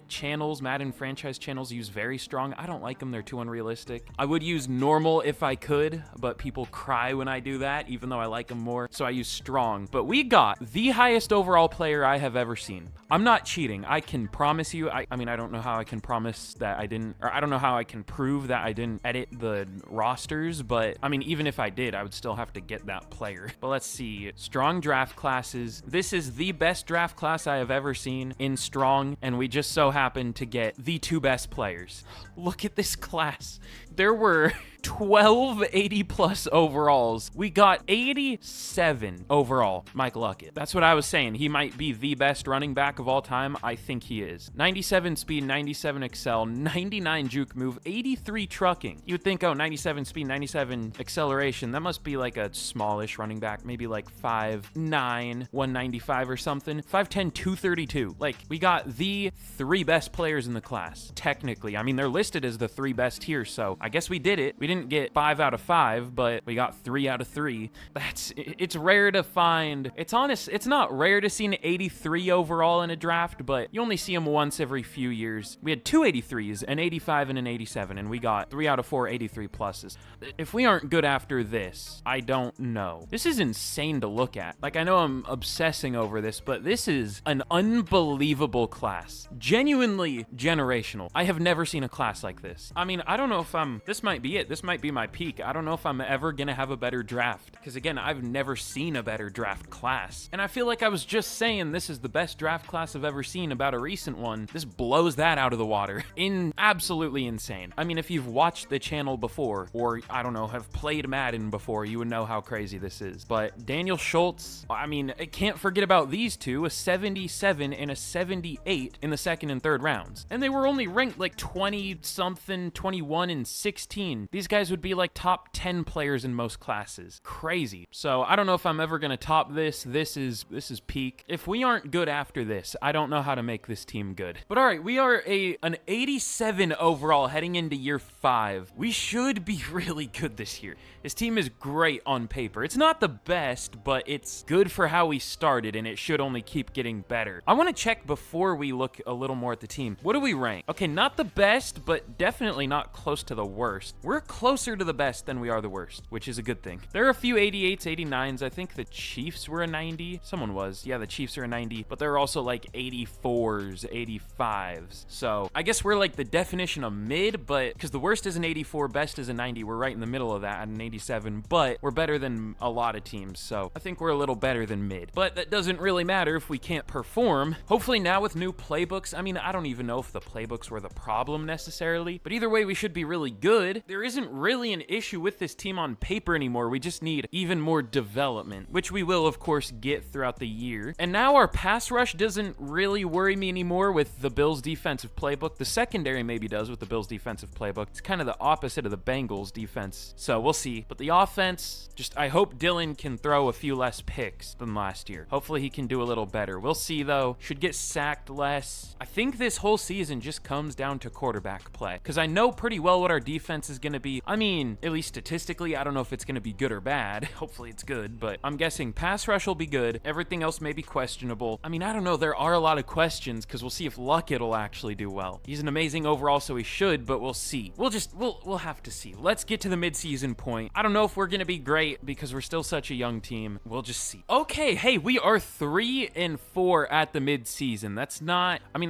good necessarily, but that's better than we have been. Also, I'm realizing I forgot forgot to rearrange our depth chart, at least our specialists. I mean, it should be fine either way. I wanted to get Winston more playing time. You know what? I'm going to make Winston the #1 slot. That should get him a lot of production. It's either him or Marshall. Maybe Marshall would be smarter, but let me rearrange this. It wasn't too bad though. But yeah, we're 3 and 4. Is there anyone we want to bench? Probably an offensive lineman, I would guess. Yep, 15 sacks for Dylan so far. Luckett, I mean, not playing that well, but not really much we can do about that. We'll just hope he does eventually. It's going to be a slow start for any running back in Madden, no matter how insane of an overall they are. Overall just doesn't really matter in simulation for God knows what reason. But all right, Moten has been like not really one of our worst linemen, but probably our most disappointing. I thought he'd be our best, but I mean, he's been one of our worst. He really has. Roach has 9 sacks through 7 games, on pace for like 20. All right, so we'll bench Moten, but other than, I mean, I don't know if that's smart because he did bounce back last time. He was bad at the midseason, but we do have a lot of good depth linemen. Let's try McDowell because he has superstar. We'll see how that goes. I mean, he's been starting for us. We just happened to find literally like the best guard I've ever seen. But I mean, 3 and 4 is about fair for this team. We're like fine. We should be a little better, but I knew that wasn't gonna happen. But let's see, for re-signings, ooh, we have some big ones. Joey Claxton, Luke Welch, Mitch Riddick, Peyton Morgan, pretty much everyone from our first draft. Montrell Kirksey, Michael Barrett, and none of them are interested. Well, I guess Morgan is, and Riddick's at least a little interested, but Claxton, I definitely want back. I'll go 7 years, 142. Doesn't take it.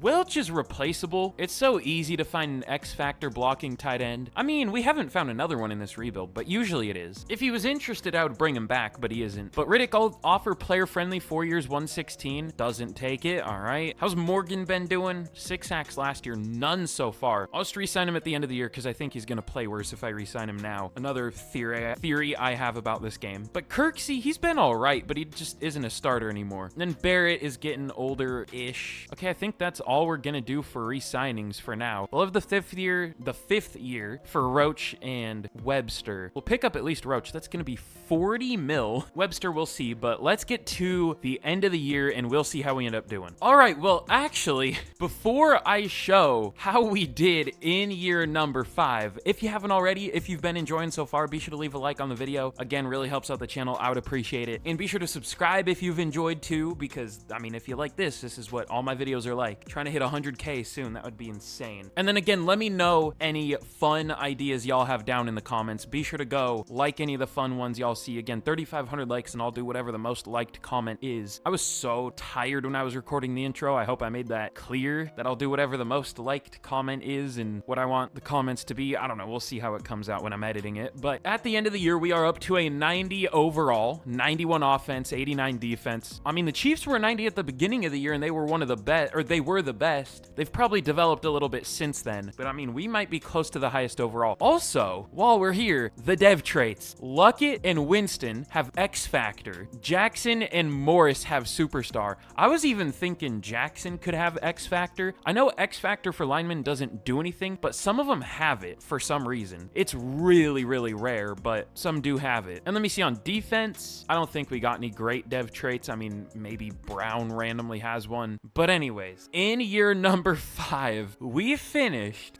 13 and 4, and we got a first round bye. We did not lose a game after the midseason. I used to get people in my comments saying I was like cheating or something. Not much, but I remember. I'm surprised I don't get like cheating comments more often. I mean, I'll prove that I don't. I always click the wrong thing trying to go to the schedule. See, no force wins. We went on a, I guess, 11 game win streak, or no, 10, because we lost right before the bye, or right before the midseason. I mean, yeah, 10 game win streak, pretty good way to finish the year. And we were crushing some teams. So yeah, we were pretty good. Madden simulation is always a tale of two halves. You never do as well in one half of a year as you do in the first. I mean, when you're an actual decent team, at least. If you're a really bad team, or sometimes if you're really a good team, you'll start good and finish good. But when you're in kind of the range we are, you'll be like great for a part of the year and then horrible for the other half, or the other way around. It's so strange. But okay, Dakota Dillon, 4,500 yards, very different year from last year. 42 touchdowns, 14 picks. This doesn't even look like the same player statistically. Like, just improved with everything by a lot. But Luckett, actually a decent rookie year from a running back. This might be the first time. Less than 900 yards, but at least 4.2 per carry, 7 touchdowns. We'll take it. But 1,000 yards for Winston. He ended up being our #1 receiver, 14 touchdowns. Decent amount of yards from everyone else. And then Rasheed Walker wasn't great, but the rest of our line was. And then Claxton, 121 tackles, 17 TFLs for Smith, 18 for Riddick, and sacks. 18 for Mitch Riddick. Did I say he got 18 TFLs? I meant 14. I don't know. But 18 sacks for Mitch Riddick, 15 for Roach, only 7.5 for Zadarius Smith. I'm surprised by that. 6.5 from Webster. I thought the Bills defense would make us get more pressure. I mean, we got a lot, but this was kind of comparable to the first year. Or not the first year, but the first year that we had Roach and Riddick. I mean, it was better than that, but just the edge rushers weren't great, is my point. They were fine, but still. But 2 picks for Claxton and Boyce, and then 1 for 5 different players. But MVP goes to Jalen Hurts, Craig Newell at #2. Dakota Dillon at 5 at least. All right. Dillon at 7 for Offensive Player of the Year. Mitch Riddick at 3 for Defensive Player of the Year. 3, having 14 TFLs and 18 sacks. All right.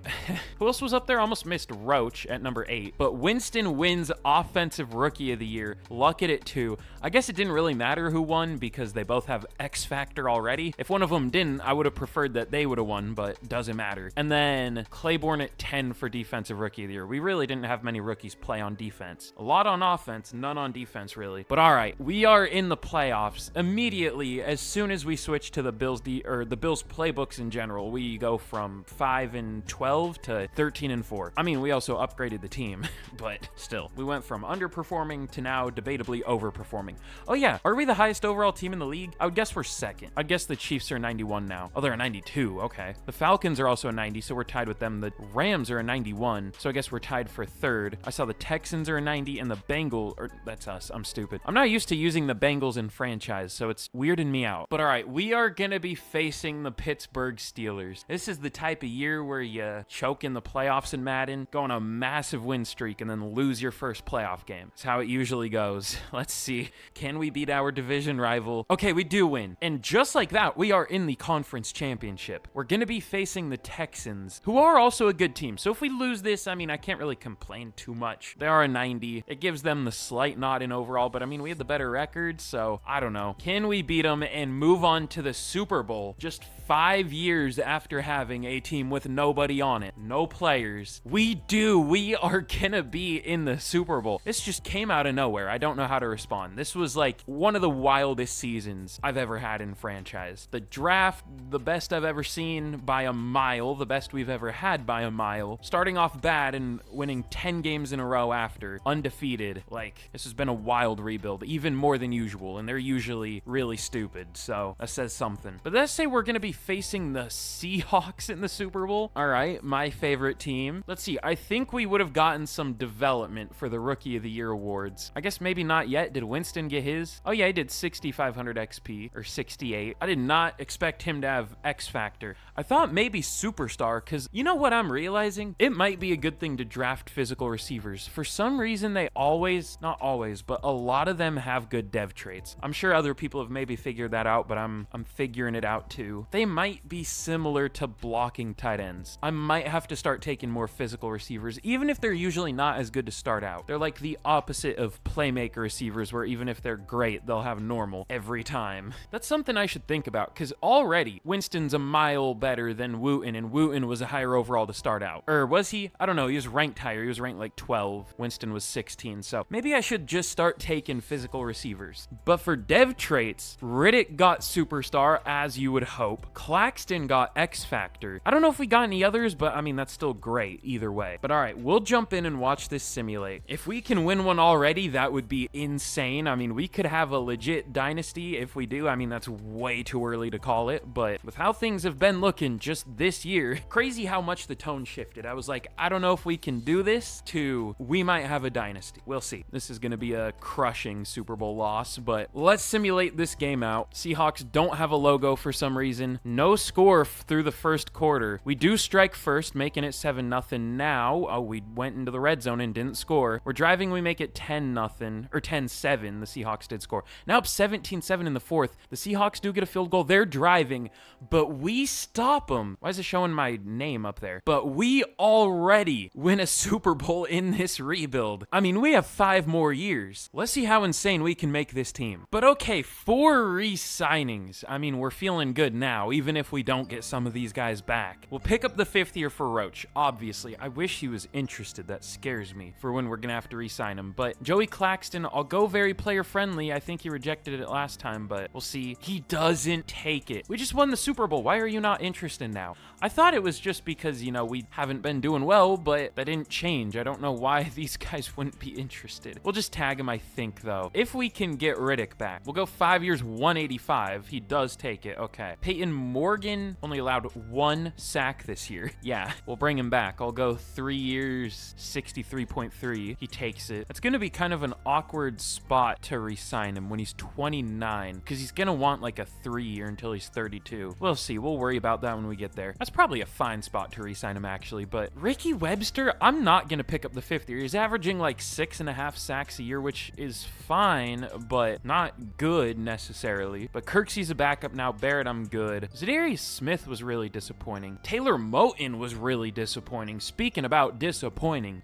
like what he went from to averaging like 8 sacks a season, 8.5 if you count this as the at least 10 he was on pace for. I mean, at least 10 sacks, probably more like 12. So maybe he averaged more like, I guess, 9.5 sacks a year, because he allowed 5 in like less than 400 snaps or whatever that was. So yeah, we'll let him go. He was not great. We'll tag Joey Claxton. It's less than 18 mil a year, but we'll let Welch go. Again, if he was interested, I would re-sign him, but he isn't. But let's get into free agency, and we're gonna have some work to do. Even though we did just win the Super Bowl, we need some pass rush. I mean, imagine how good we would have been if our edge rushers were a little better. But I don't know if we're gonna do much in free agency. I mean, again, if there's a pass rusher, sure, but not really, as per usual. Damian Williamson, how good is this guy? Don't know, because he hasn't been playing.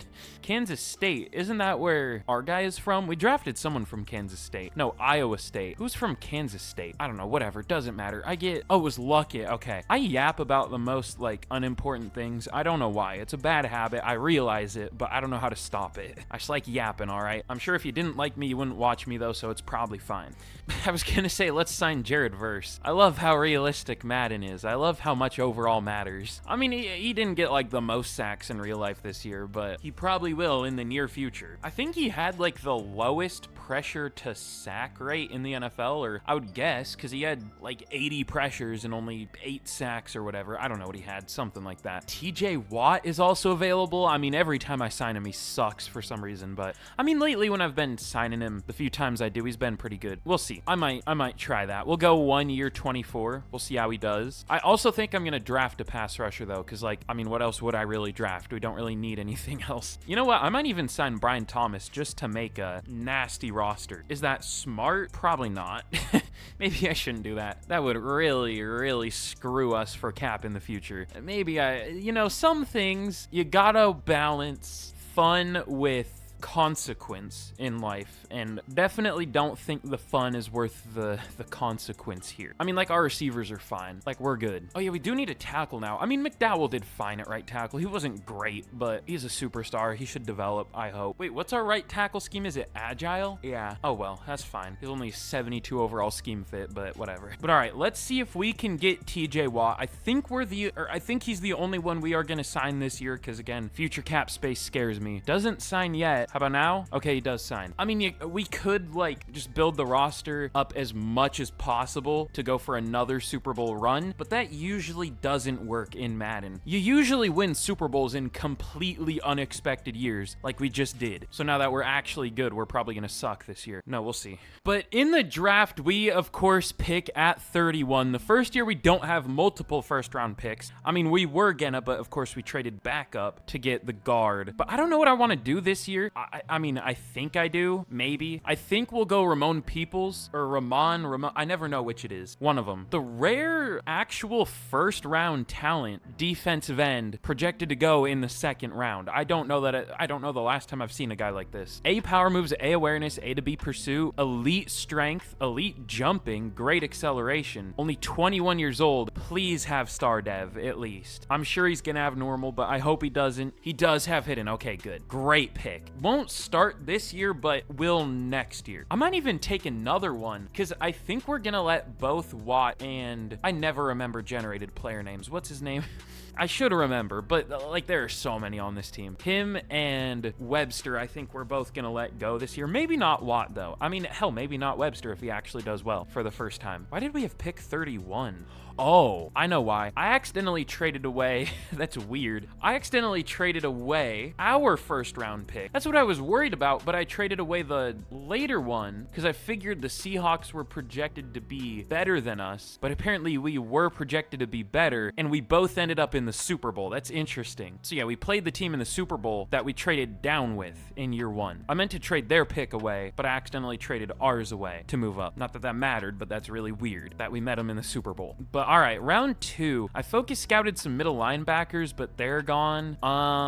We do kind of need a linebacker. There's a really good power back. Not that we need a running back, but oh, I mean, this guy I might take later. Phil Keen. I mean, if he's gonna go day 3, he's only 21. That would be a nice number 2 running back. I mean, we already have a number 2, but he's our receiving back. That can be our goal line back, I guess. We'll see. All right, is there a good linebacker here, or am I just gonna reach on something else? Let's see. Parker Parks. That's a name. And Chisholm, or whatever the hell that last name is. Chisholm? Whatever that is. He looks better. I don't want to have to say that name, though, so I might go with Parks. He doesn't look great, though. He had bad tackling, but Parks is old and not good. You know what? Maybe I just won't pick either. How about we go with an actual good player? Is that 2 Peter? Oh, no, Perkins. Peters and Perkins. I thought there were 2 Peters back to back. But let's see. Should I follow my new rule and go with a physical receiver? See, the problem is none of them look good.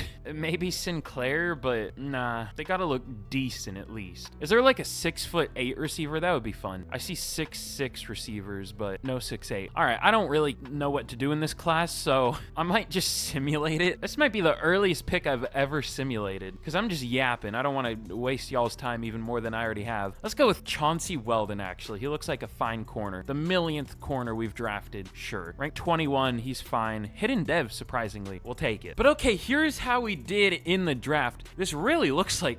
This looks awful compared to last year, but this was still a great class. I mean, both Peoples and Weldon are 77 overalls. They're great. They were like mid-ish, like around 20th in value. Got them at 31 and 64. That's great. But yeah, again, that really, last year really makes this look like nothing. Like these guys would have been the 5th best players we got last year. That's crazy. But I also took a couple linebackers. Elam isn't great, but Raheem Rich, 75 overall. He was ranked 37 or something. He's really good. 91 speed and excel, 86 tackle and hit power. He'll probably start somewhere. And then my last pick was Phil Hyde. I should have kept picking. I mean, this is what it looks like when I hand it over to the CPU. Have you seen what my drafting has looked like compared to the CPU? Like, I feel like I've gotten decent at drafting. A bunch of players that won't make the team. Like, that's not great. But, I mean, hey, this was a... What are these draft classes? Even this one was insane. 10 80 pluses and an 85. I mean, this would have been one of the best draft classes, maybe the best I've ever seen, had last year not happened. I mean, last year even puts this one to shame, but like, this one's amazing too. Did I accidentally, like...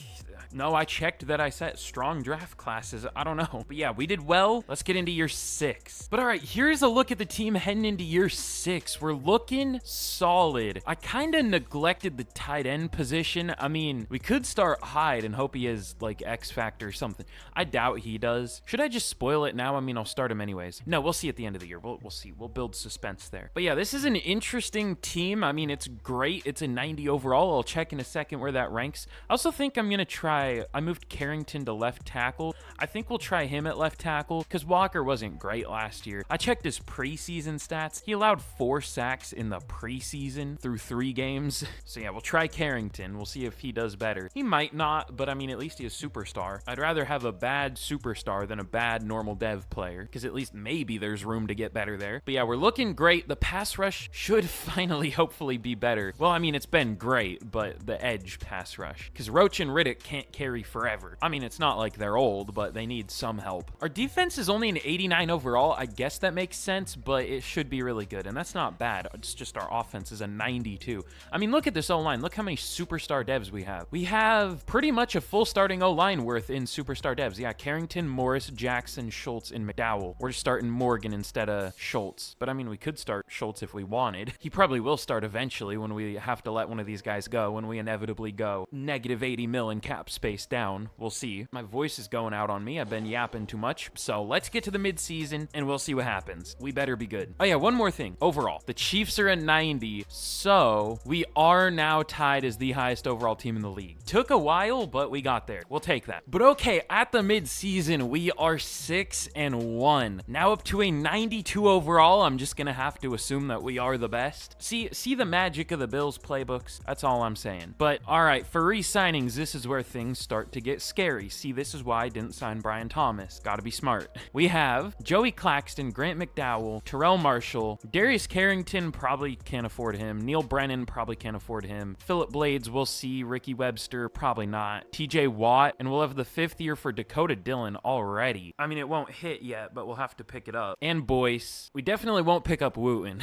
but I mean, very player friendly. He rejected this last time, but Claxton does take it this time. Okay, good. And you got to remember, we can also restructure deals. So if we really get down there, we'll just restructure everything. But McDowell, I might have to risk it and re-sign him now because I'm guessing he's going to reject this and we'll have to tag him at the end of the year. But I want to save the tag if possible for someone else. He does re-sign, but Terrell Marshall, I also want back. I'll go 6 years, 140. He also re-signs. Okay, good. Carrington, we'll see. Brennan, probably not. He's not going to develop much more. Blades, I mean, he is our number 2 corner /1. I mean, we play our other good corner as the number 1 and in the slot. So Blades is the number 1 sometimes. Boyce is the number 1 other times. I want to say yes, but I can't fully commit right now. Why not? But all right, we're good for now. We'll probably bring 1 or 2 of these guys back, but let's get to the end of the year and we'll see how we end up doing. Oh my God, we go 16-1 to finish out the year. We were so close to going undefeated. We went undefeated in the second half of the year. What a turnaround this rebuild has been. Again, we went from, wow,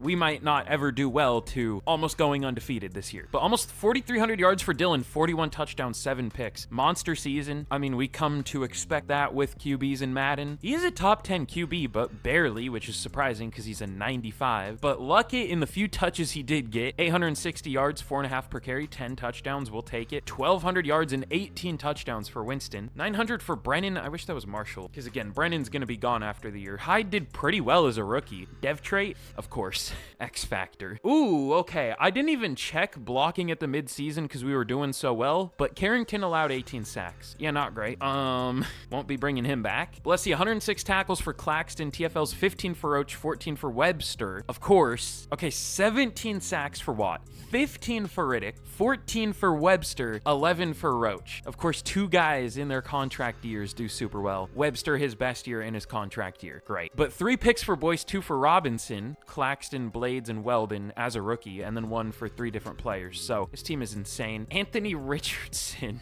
beats out Dakota Dillon for MVP. All right, man. You know what? I can't even be mad. If it was like Mahomes or Hurts or Allen or something, I would have been mad, but at least it's kind of different, even though he does win MVPs. But Dillon at number 5 for Offensive Player of the Year, Winston at 8, Watt at 3 for Defensive Player of the Year, Webster at 5, Riddick at 6, or Riddick, not Reddick. But let's see, Hyde at 4 for Offensive Rookie of the Year. I thought he could have won that, but close. And then Weldon at 5 and Rich at 6 for Defensive Rookie of the Year. But again, what a season. I'm still mad we were that close to going undefeated. I still don't think I've ever gone undefeated in a rebuild. Maybe once, but it was a long time ago. Our only loss was to the Ravens, of course. But we beat them the other time. Man, that hurts.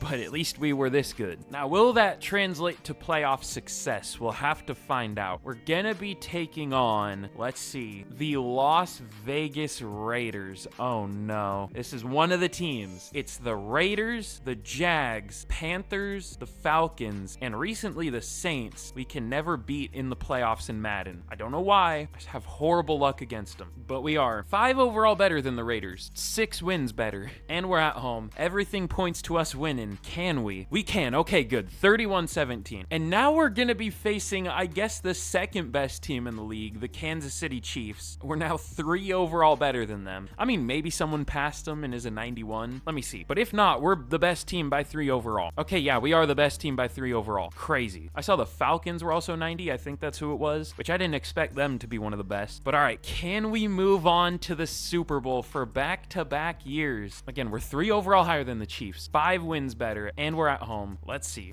We smoke them 41-24. So once again, we are gonna be in the Super Bowl against the Dallas Cowboys. All right, this is one of the other teams we struggle with in simulation. They used to be scarier. They don't seem to do as well. They used to be the team to beat in Madden. Now there really isn't one. If there is, it's probably the Bills, either them, the Chiefs, or the Eagles, which at least those are 3 good teams in real life, unlike the Cowboys. So I'm fine with that instead of the Cowboys. But let's see. Once again, 5 overall better, 7 wins better. This must be the largest gap in Super Bowl history between like win percentage or just total wins. A 7-win difference. I would guess that's the best by 2. I bet there's maybe been a 5-win difference, but I don't know. Only I would think of stuff like that. I don't know. I'm just different. What can I say? But all right, let's jump to the end of this game against the 9-8 Dallas Cowboys. Can we beat them? We score first, making it 3-0, but they tie us at 3. Our offense kinda is awful at the start of Super Bowls, but we do score, making it 10-5. The Cowboys get a touchdown. They get a field goal. We do take the lead back in the 4th quarter. We're driving. We get a touchdown. Okay, that makes me feel a lot better. As we win back to back. That was looking scary for a second, but we beat the Cowboys 24-16 in the Super Bowl. All right, we're building the dynasty here. I wasn't sure when I was saying that because Madden is so random, but this team seems unstoppable, at least so far. But okay, now for re-signings. I already restructured all of our deals, so we are now up to 84 mil in cap. But I don't know how many players we're gonna bring back. Like, Carrington was awful, and he's not interested. I'm sure he would get better the more we play him, but he's not interested. Brennan did really well, but I don't want to pay 3 receivers. But let's see, we will pick up the 5th year for Dakota Dillon, 73 mil. It's crazy his deal's already almost up. Feels like we just got him. And then we'll pick up the 5th year for Boyce. And of course, Webster had his breakout year in a contract year. Didn't get superstar because EA, but I would go 3 years, 70. He takes it. Okay, I wasn't sure if he would take that, but he did. But let's see, the only other one I'm thinking about is Philip Blades. He's not very expensive at all, though. I'll go neutral. We'll go 3 years, 34, and he takes it. Okay, cool. So now still 51 mil in cap. Not going to bring any of these guys back, so I still don't know if we should sign free agents. Again, our cap space is going to get bad eventually, but I mean, we're a 93 overall. You know what? If there's anything in free agency that would help us, we might have to think about it. Okay, it does look like TJ Watt retired. I mean, that's why I drafted Ramon Peoples. Let's see, who is available in free agency? I'm sure there are good players at this point because every team's broke. Justin Jefferson. What is he ranked? Probably like 2 for receivers, number 3. Okay. Ooh, is this guy a pass rusher? Jeremy Farmer, he is. How does he do? I love this game. 94 overall pass rusher, averaging like 2 sacks a year. This game, man, it is something special. Corbin Fain, why do I remember that name? Oh, is this the receiver? This is the receiver I thought the Patriots were gonna pick, and they didn't somehow. They probably should have, though. I mean, we could sign him. He's only 26. We have the money. It would absolutely screw us for the future, but what if I go player friendly, like 2 years? It would tie us with the Raiders. I mean, we don't really need him, but it would be kind of fun. We really don't need him. I shouldn't do that. I kind of want to, though. All right, we should look for a left tackle. We won't go for Fain. How does Tyron Devine do? Okay, no thanks. How about James Hitchens? I mean, if this was an actual starting season, then he did well. Don't know that it was, though. I'll go 2 years, 22. At least he's an option, and he's not very expensive, and it's a short deal if he does suck. I wouldn't maybe want a corner, but there are no good corners, which is weird with how many good ones there are in every draft. But all right, the only move we're going to make is for James Hitchens. Should sign with us, doesn't yet, but he does now. Again, boring free agent class, but the fog is coming. The fog being probably a lot of cap debt, a lot of salary cap hell. But okay, in the draft, of course, we pick at 32. I focus scouted some receivers because we're going to need one soon. They're mid. We'll probably go with Rollins just because he's a physical, and that worked out pretty well last time. I don't know if we're going to take him round 1, though. I mean, we could. I don't know what else we would do here. Is there a good pass rusher? Pass rusher. Damn, my voice is really going out on me. There's Jalen Copper. He looks okay. I don't really want him. Ooh, this guy looks good. Glenn Bradford. Okay, not very fast, but a block shedding as a middle linebacker. We might take him at some point. Not that we really need linebacker, but I'm just looking for good players at this point. Antonio Tarrant looks pretty. What are these last names, man? I mean, that's not that weird, but I've never seen it. I still feel like we should take another lineman with how bad left tackle was for us last year, but I don't really see a great one. Let's see, what's an upcoming deal we're gonna have? Okay, Jamal Roach, Jamie Robinson. We could maybe pick a safety then. Nick Avant, Tevin Wooten, of course, Lucas Holt, who's a backup anyways. Not many, though. All right, let's take a safety. Okay, I'm between either Tarrant or was it Will Trent? I think it was Will Trent that had good speed. Yeah, good speed, great excel. The problem is he doesn't have the best zone. None of these safeties look all that good. But to be fair, no one I really want looks all that good. I don't know, at least Tarrant has 1A. He might have A-man, but not that athletic. He only ran a 4.55. I might just get through this draft quick. There isn't really anyone I want. James Donald looks pretty decent. You know what? I'll take a chance on Tarrant. The other safety might be better, but I like the potential upside. Having A ratings, we'll take him. Rank 27. Okay. Normal dev, though. Well, that's tough. All right, and let's see. We could take a receiver here. Should we go Allen or Rollins? Again, Rollins has a better chance of having a good dev trait, I think. But I mean, deep threats sometimes have a nice dev trait too. He looks really good on paper. It's just he's not that fast for a deep threat. But I mean, 4.38 at his pro day. A 4.43 isn't bad for a deep threat. I mean, that's close to like the minimum you would want for a deep threat though. There is also a really good corner. I think it was Dowling. Yeah. Elite agility, elite acceleration, A-man, B-zone. The only thing is only C press and D play rec. I just noticed the D play rec. All right, Rollins is supposed to go at 92. Where's the corner supposed to go? 87, so we gotta pick between them. I mean, Jowers might be better. He has worse man, but a lot better press, better play rec, but worse speed and agility and change of direction. Better jumping, I guess. He might be better just because he has better coverage, at least with the press. Where's he supposed to go? 98. I still think we have to pick between them. All right, this is not gonna be a flashy draft class. It's gonna look terrible on paper. But let's see, we already picked a DB, so I will go Logan Rollins. Don't let me down. Rank 75, that's fine. What's his dev trait? Damn it. All right.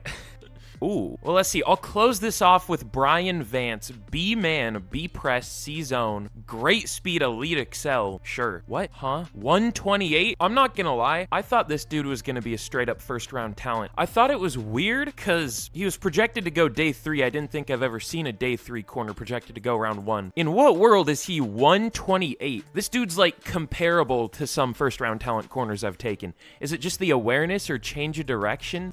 I don't know, but what a stinker of a draft class. But all right, here's how we did in the draft. It was something. I don't think we picked. Wait, I just realized. Yeah, we didn't pick a single hidden dev. This game hates me. I say after we just won the Super Bowl, but like normal. I picked Aldridge. He's good. He was a first-round talent, but normal. For some reason, the CPU picked another receiver, but my last pick, Branch, also normal. So I was a little bit unlucky, but I'm shocked Brian Vance wasn't better. I do not get it with him. His ratings just aren't that good, despite what it said. It's like the minimum for every rating. The lowest it could have been while still being a B for man coverage or something like that. It was a really good class again. There was a really good center. I looked at the centers and I didn't see one, but apparently he was good. I just looked at strength, to be fair though. So yeah, not our best draft class, but I don't think it'll really matter. Let's get into year 7. I think. But all right, here is a look at the team heading into year 7. Looking good. I mean, we really don't have any issues on this team at all. We are a 94 overall, 96 offense, 92 defense. Of course, I'll check where that ranks in a second. But, oh yeah, also I should mention, I found this receiver, PJ Fletcher, just unsigned in free agency. He even developed an overall. He was an 85 when I signed him. But, like, teams don't know how to manage the cap. There was a 25-year-old, damn near #1 receiver just in free agency. agency because no team could afford him, apparently. I don't know. He's number 38 ranked, and he's our number 3. That's crazy. I don't know how much production he's going to get because we'll mostly just use Winston and Marshall, hopefully. But I mean, why not? And then on defense, I mean, we're just kind of carried by our defensive tackles and Claxton for the most part. Oh yeah, I forgot Rich got superstar or just had superstar. Did he? Oh yeah, I guess he just had superstar. Never mind, I forgot. But I mean, this team is set up insanely well. Even if we lose like all of our starters somehow, we still have developable guys behind them for the most part at pretty much every position. This is up there as one of the best teams I've ever built. I mean, that one draft class we had definitely helped. We were horrible in the preseason for some reason, but gotta check. How much are we the highest overall team by? The Lions are a 90. Are we the highest overall by 4? There's 190, the Lions. We're damn near 10 overall higher than the Jets. But yeah, we are the highest overall team by 4. Yeah, this might be the best team I've ever built. It's up there. Again, keep in mind, we started with nothing. We built this entirely through drafting for the most part. But all right, that's all the team breakdown we really need to do. Let's get to the midseason point. And we're kind of, I hate to say it, but we're kind of overdue for another underperformance, which shouldn't happen. That's stupid, but just, you know, speaking from experience, knowing how this game usually goes, we're probably going to underperform pretty soon. Either this year or soon. But hopefully it doesn't happen at all. We'll see. But okay, we are 6-1 at the midseason. I want to go undefeated with this team. I feel like we deserve to. If any team we have ever, you know, created on the channel deserves to go 17-0, I feel like it's this one, but it's not going to happen this year. We lost to the Ravens in week 7. Unlucky, but we're still good. Let's see, is there an issue? Is there like a bad blocker? Let me see. Dakota Dillon has been sacked 2 times. No, there's not a bad blocker. How did we lose a game? Also, how do we only have the second best offense in the league with our quarterback only getting sacked 2 times so far? That's crazy. But all right, here's the big year. Here's the problem. We have negative 69 mil in cap. This is what I was afraid of. I tried to avoid it and we still were not successful. I mean, I think we started last year. At least we got into free agency with about 69 mil positive. Actually, I don't think it was like maybe to start out the re-signing period. I don't know, but now we're on the opposite end of that just in 1 year. Obviously can't re-sign Jamal Roach. I keep wanting to call him Malcolm Roach, the Broncos defensive tackle, but I think he's gonna be gone, which is really, really unfortunate because we can't even tag him. We'd have to free up, you know, at least 69, 70 mil in cap to be able to get him back. I'd be fine losing the others, but maybe we can find a way. Maybe we'll end up with more money at the end of the year. I don't even know if the cap does expand much in Madden. If it does, it expands at a lot slower of a rate than it does in real life. So we'll see if it does expand. Maybe that'll save us. We'll see. We need a lot more than that, though. But all right, that's all there is for us to do here. So let's get to the end of the year, and we'll see what happens. But okay, in year 7, we end up going 15-2. Maybe this was our down year. Maybe the disappointment is that we didn't go 17-0. Surely. It'll happen next year, definitely. All right, this might be the craziest stat line I've ever seen. Dakota Dillon, 4,800 yards, 53 touchdowns, 8 picks. Surprisingly for Madden, not that insane of a completion percentage. I mean, this would probably lead the league in real life, but this is probably like 8th here or something. Sacked 11 times. That's it. He also had a 99-yard longest pass. We had a 99-yard touchdown this year. That's crazy too. If he doesn't win MVP, I'm uninstalling Madden after this. I can't make that promise. That's my job, unfortunately, but sometimes I do want to. But lucky, 1,100 yards, 4.9 per carry, 9 touchdowns. He hasn't really played that insanely well. I mean, he's done well, but he hasn't like had a 5-yard per carry season or like 5.4 or something. He's only the 3rd best running back though at a 98. Should hit a 99 probably in the playoffs this year, and he's only 23. But Russ Winston, 1,450 yards and 24 receiving touchdowns. How did we not go undefeated? We must have had something that was really, really bad. But 1,100 yards, 10 touchdowns for Fletcher, 900 for Marshall, 8 touchdowns. This is insane to look at. Peyton Morgan and James Morris joined the all-castration team in the same year. And then Joey Claxton, 94 tackles, 17 TFLs for Roach, and sacks, 16.5 for Roach, 10.5 for Webster, 10 for Riddick. Only 6 for Brown, but that's about what I expected. Oh, wait, what? Oh, did I accidentally start the wrong player? I forgot we had Brown. I accidentally played him him over Peoples. Peoples got 5.5 sacks in like half the snaps, a little over half. So maybe I'll put Peoples in for the playoffs instead of Brown. But interceptions, 3 for Weldon, 2 for Robinson and Hicks, and then 1 for Blades. So not many picks. Dog, what? Patrick Mahomes beats out this season. I'm like 5 seconds away from removing Patrick Mahomes from this franchise. He had a 79 completion percentage. Give me a break, dog. What are we doing here? Like, does EA ever play test franchise? Do they not see that, you know, maybe there are some things that need a little bit of tuning? There are like 5 players here. Actually, there are at least 4 players here that would break the completion percentage record. The record's 74.4, so maybe Tyler Palmer broke it too.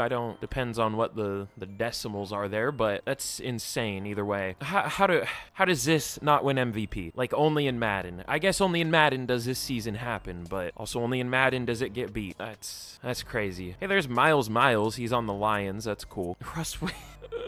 Russ Winston at 2 for Offensive Player of the Year. Dakota Dillon at 5. Jamal Roach wins Defensive Player of the Year in his final year here. That's cool, at least. I thought about signing Cesar Vega. He was in free agency. I guess I should have. I don't know if he would have done as well here, but probably. But no rookies. All right, what was our issue this year? Why did we lose any games? Offensive yards, 2nd. Defensive yards, also 2nd, apparently. I mean, I know we didn't get that many picks. We had some of the lowest in the league. Did force a lot of fumbles, though. I guess this is fumble recoveries. We had the most sacks, allowed the least points by a landslide. We had the best run D, and we had like the 6th best pass D. So I don't know how to force more picks. I don't know if there's really anyone we could bench for the playoffs. Not really. I mean, Blades and Boyce didn't put up that good of numbers though. Blades, I mean, they only combined for 1 pick in 9 pass deflections. That's not that good. Maybe corner should be something we look for in the offseason. But all right, that was a lot of yapping about the team, but to be fair, it was a crazy year. Okay, one more thing. I want to see who's the other team we lost to. Super quick. Was it the Ravens again? No, it was the Raiders. All right, man.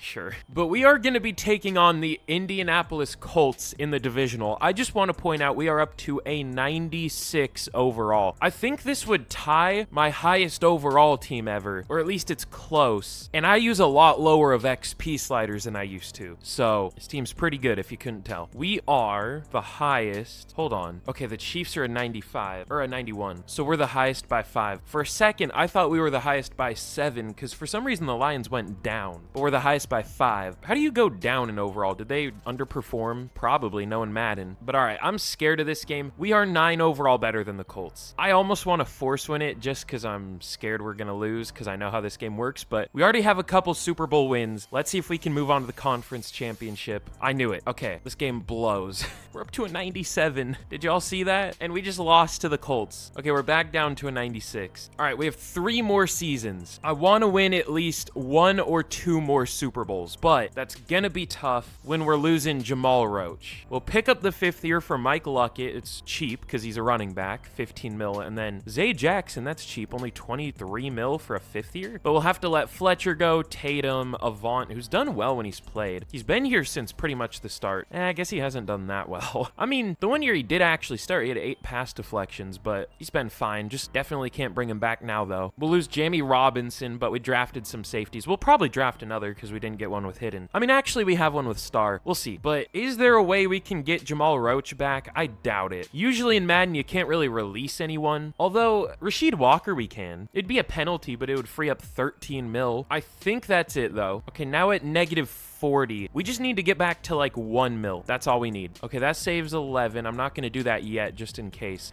I think we can get close. I don't know if that's enough, though. You know what? I'm going to try it. We'll see how close we can get. We're really going to go with the, Saints strategy here. Just delay the inevitable. Push money back until you can't get out of it anymore, which is honestly a good strategy. I mean, that's what I do in every rebuild. Okay, negative 3.14. Let me see. Who can we release? Jonathan Cannon, that's fine. Let's see. LaShawn Williamson, how much would this save? 1.15 just straight up. Okay. Okay, I think we can get Roach back somehow. That's crazy. See, I figured we could do something. Brian Vance, we just drafted him. I don't want to cut him. It doesn't even save that much. All right, how about maybe Daniel Schultz? He does have superstar, but like, he just doesn't really do anything for us, unfortunately. That only saves 1.5 mil though. All right, how about Townsend at running back? It'll save 950 to cut him. How about restructure? Only 20K. Okay, so is that enough now? We have 50K in cap. Okay, we need a little more. How about Braxton Fargas and then Lee Mitchell? All right, 1.9 mil. It's gonna take a minute to lower this all the way down. But all right, 3 years, 4.2 mil for a 99 overall. Shockingly doesn't take it, but we'll tag him. 1 year, 43.8. Back down to negative 42 mil in cap, but we somehow kept Jamal Roach. That's all we needed. Let's get to the draft. But all right, we pick at 28 after somehow getting beat by a team that was 9. Debatably 10 overall lower than us. Love this game. Damn, okay, there was a really good-looking physical receiver. He got picked. Where'd he go? Did he go 1 before us? No. Was it Purvis? I don't think it was Purvis. I can't remember who it was, but he had like a short route, a medium route. He was supposed to go at 35, got picked a little early, so he's probably really good. But there's some other good receivers. Freeman looks pretty good. Might just have to take him. I mean, he'll probably be an immediate starter. Is there a better receiver? I don't know. Maybe Huff, but he's probably gonna have normal. Let's just go Freeman. I hope this isn't a repeat of last year getting only normal devs, but we'll see. Ranked 33, okay. Hidden dev, huge. That's all we needed. All right, I'll show one more pick for this draft. Manny Ryans, he's pretty good. We'll just go BPA, I think. Why not? Let me look at the lineman, actually. That third round center last year has me thinking. Ooh, Simon O'Neal, elite strength. Is he good? I mean, he's strong. That's about it. Blake Jackson looks pretty good. Definitely no 83 overall centers here. I'll just go Manny Ryans. Actually, corner. Damn it, there isn't that good a one. Okay. Oh, this is like the weakest corner class I've ever seen at the end of the second. There's some athletic guys here, but not many. Not many good ones. Ooh, this safety. Hold on. James Baker. A-man, B-zone. Great acceleration. I don't know if he's great, but we definitely need DB more than D-line. We'll take him. Ranked 19, got him at 60. Might have normal dev. Hopefully hidden. Normal. All right. Damn, I feel like that one draft sucked up all our luck for the rest of this rebuild, at least in drafting. But okay, here's how we did. It was decent. At least we got someone with hidden dev this year. Bernie Freeman, 75 overall. James Baker, 77. I don't think we're going to start him. He kind of needed to have hidden dev because he's 23 and he doesn't. He had A-man and it's only a 77. I mean, that's good man for a safety, but I don't know. He's fine. He's the overall I expected. I just hoped for hidden dev. And then I just took this guy because we needed a backup QB and he was projected to go top 5. North Dakota State. He might have a good dev trait. If he does, I might trade him at some point. He could be good trade bait. We'll see. And then my last pick was Jeremiah Falk. He's pretty good, actually. He also had a hidden dev. Really good depth lineman. We'll take it. But okay, now heading into year 8. We're still a 94 overall. There isn't much team breakdown we need to do. We really have pretty much the same team we did last year. Just Freeman now at receiver. We'll see how he does. We're number 29. Don't think we're going to be doing that. Left-handed, just like me for real, apparently. I'm probably going to give him the number of some Bengals legend. That's a retired number. I don't know. And then defense also about the same, just no more Jamie Robinson. Everything else is, I think, exactly the same. Oh yeah, I am also going to start Baker because he's at least a rookie. Maybe he can develop. We'll see. It's going to be hard for him to win Defensive Rookie of the Year because he's a DB. That's one thing Madden actually gets right. The NFL leans way too much towards like D lineman winning Defensive Rookie and Player of the Year, which I get it. It's the more valuable position than like a DB, at least I think, but I don't know. It just always seems to go to the D lineman. I guess this year's a bad example. They did give it to Pat Surtain for Defensive Player of the Year, but that was the first time in a while, right? Since like Stephon Gilmore in 2020, whenever that was. I don't know. Whatever. I'm just yapping. That's all the team breakdown we need to do. Let's get to the midseason. We better be good. All right, man. This game sucks ass. We are 4-3. What are we the highest overall team by now? The Raiders are a 90, and the Giants, and the Colts, and the Chiefs. We're 5 overall better than those teams. We're the best team by 5 overall, and we're 4-3. I want to force win the rest of the season. I'm so sick of simulation in this game. McDowell kind of sucks this year, but the rest of the line is playing really well. What's even the issue, man? Our pass rush isn't like insane. We only have 5 total picks, but that's not terrible. It's just our defense. I don't know what to do about that, but let's see. Who do we have to re-sign this year? I'm guessing our cap situation is going to be horrible again. No, but there are a lot of players. We have 77 mil. Okay, it's a pretty bad cap situation. Really really bad, actually. Dakota Dillon, Russ Winston, Jamal Roach, James Morris, Javonte Boyce, who got superstar dev, didn't even notice, James Hitchens, Andrew Claiborne's a starter, Peyton Morgan, Jaden Hicks, all that, and we only have 77 mil. It's over. It's so over. We have just enough to re-sign Dakota Dillon, and that's it, if he even takes this. But of course, he wants very player-friendly. I don't know if we can do that. He's been really good, but I don't know if I can sacrifice the rest of the team. I mean, he's been so insane, though, but he hasn't even won an MVP somehow. All right, we'll see. Is he going to take very player-friendly? We apparently don't even have the cap to do that. What do we have the cap to do? It says we have the cap. Player-friendly? Don't even have that. Man.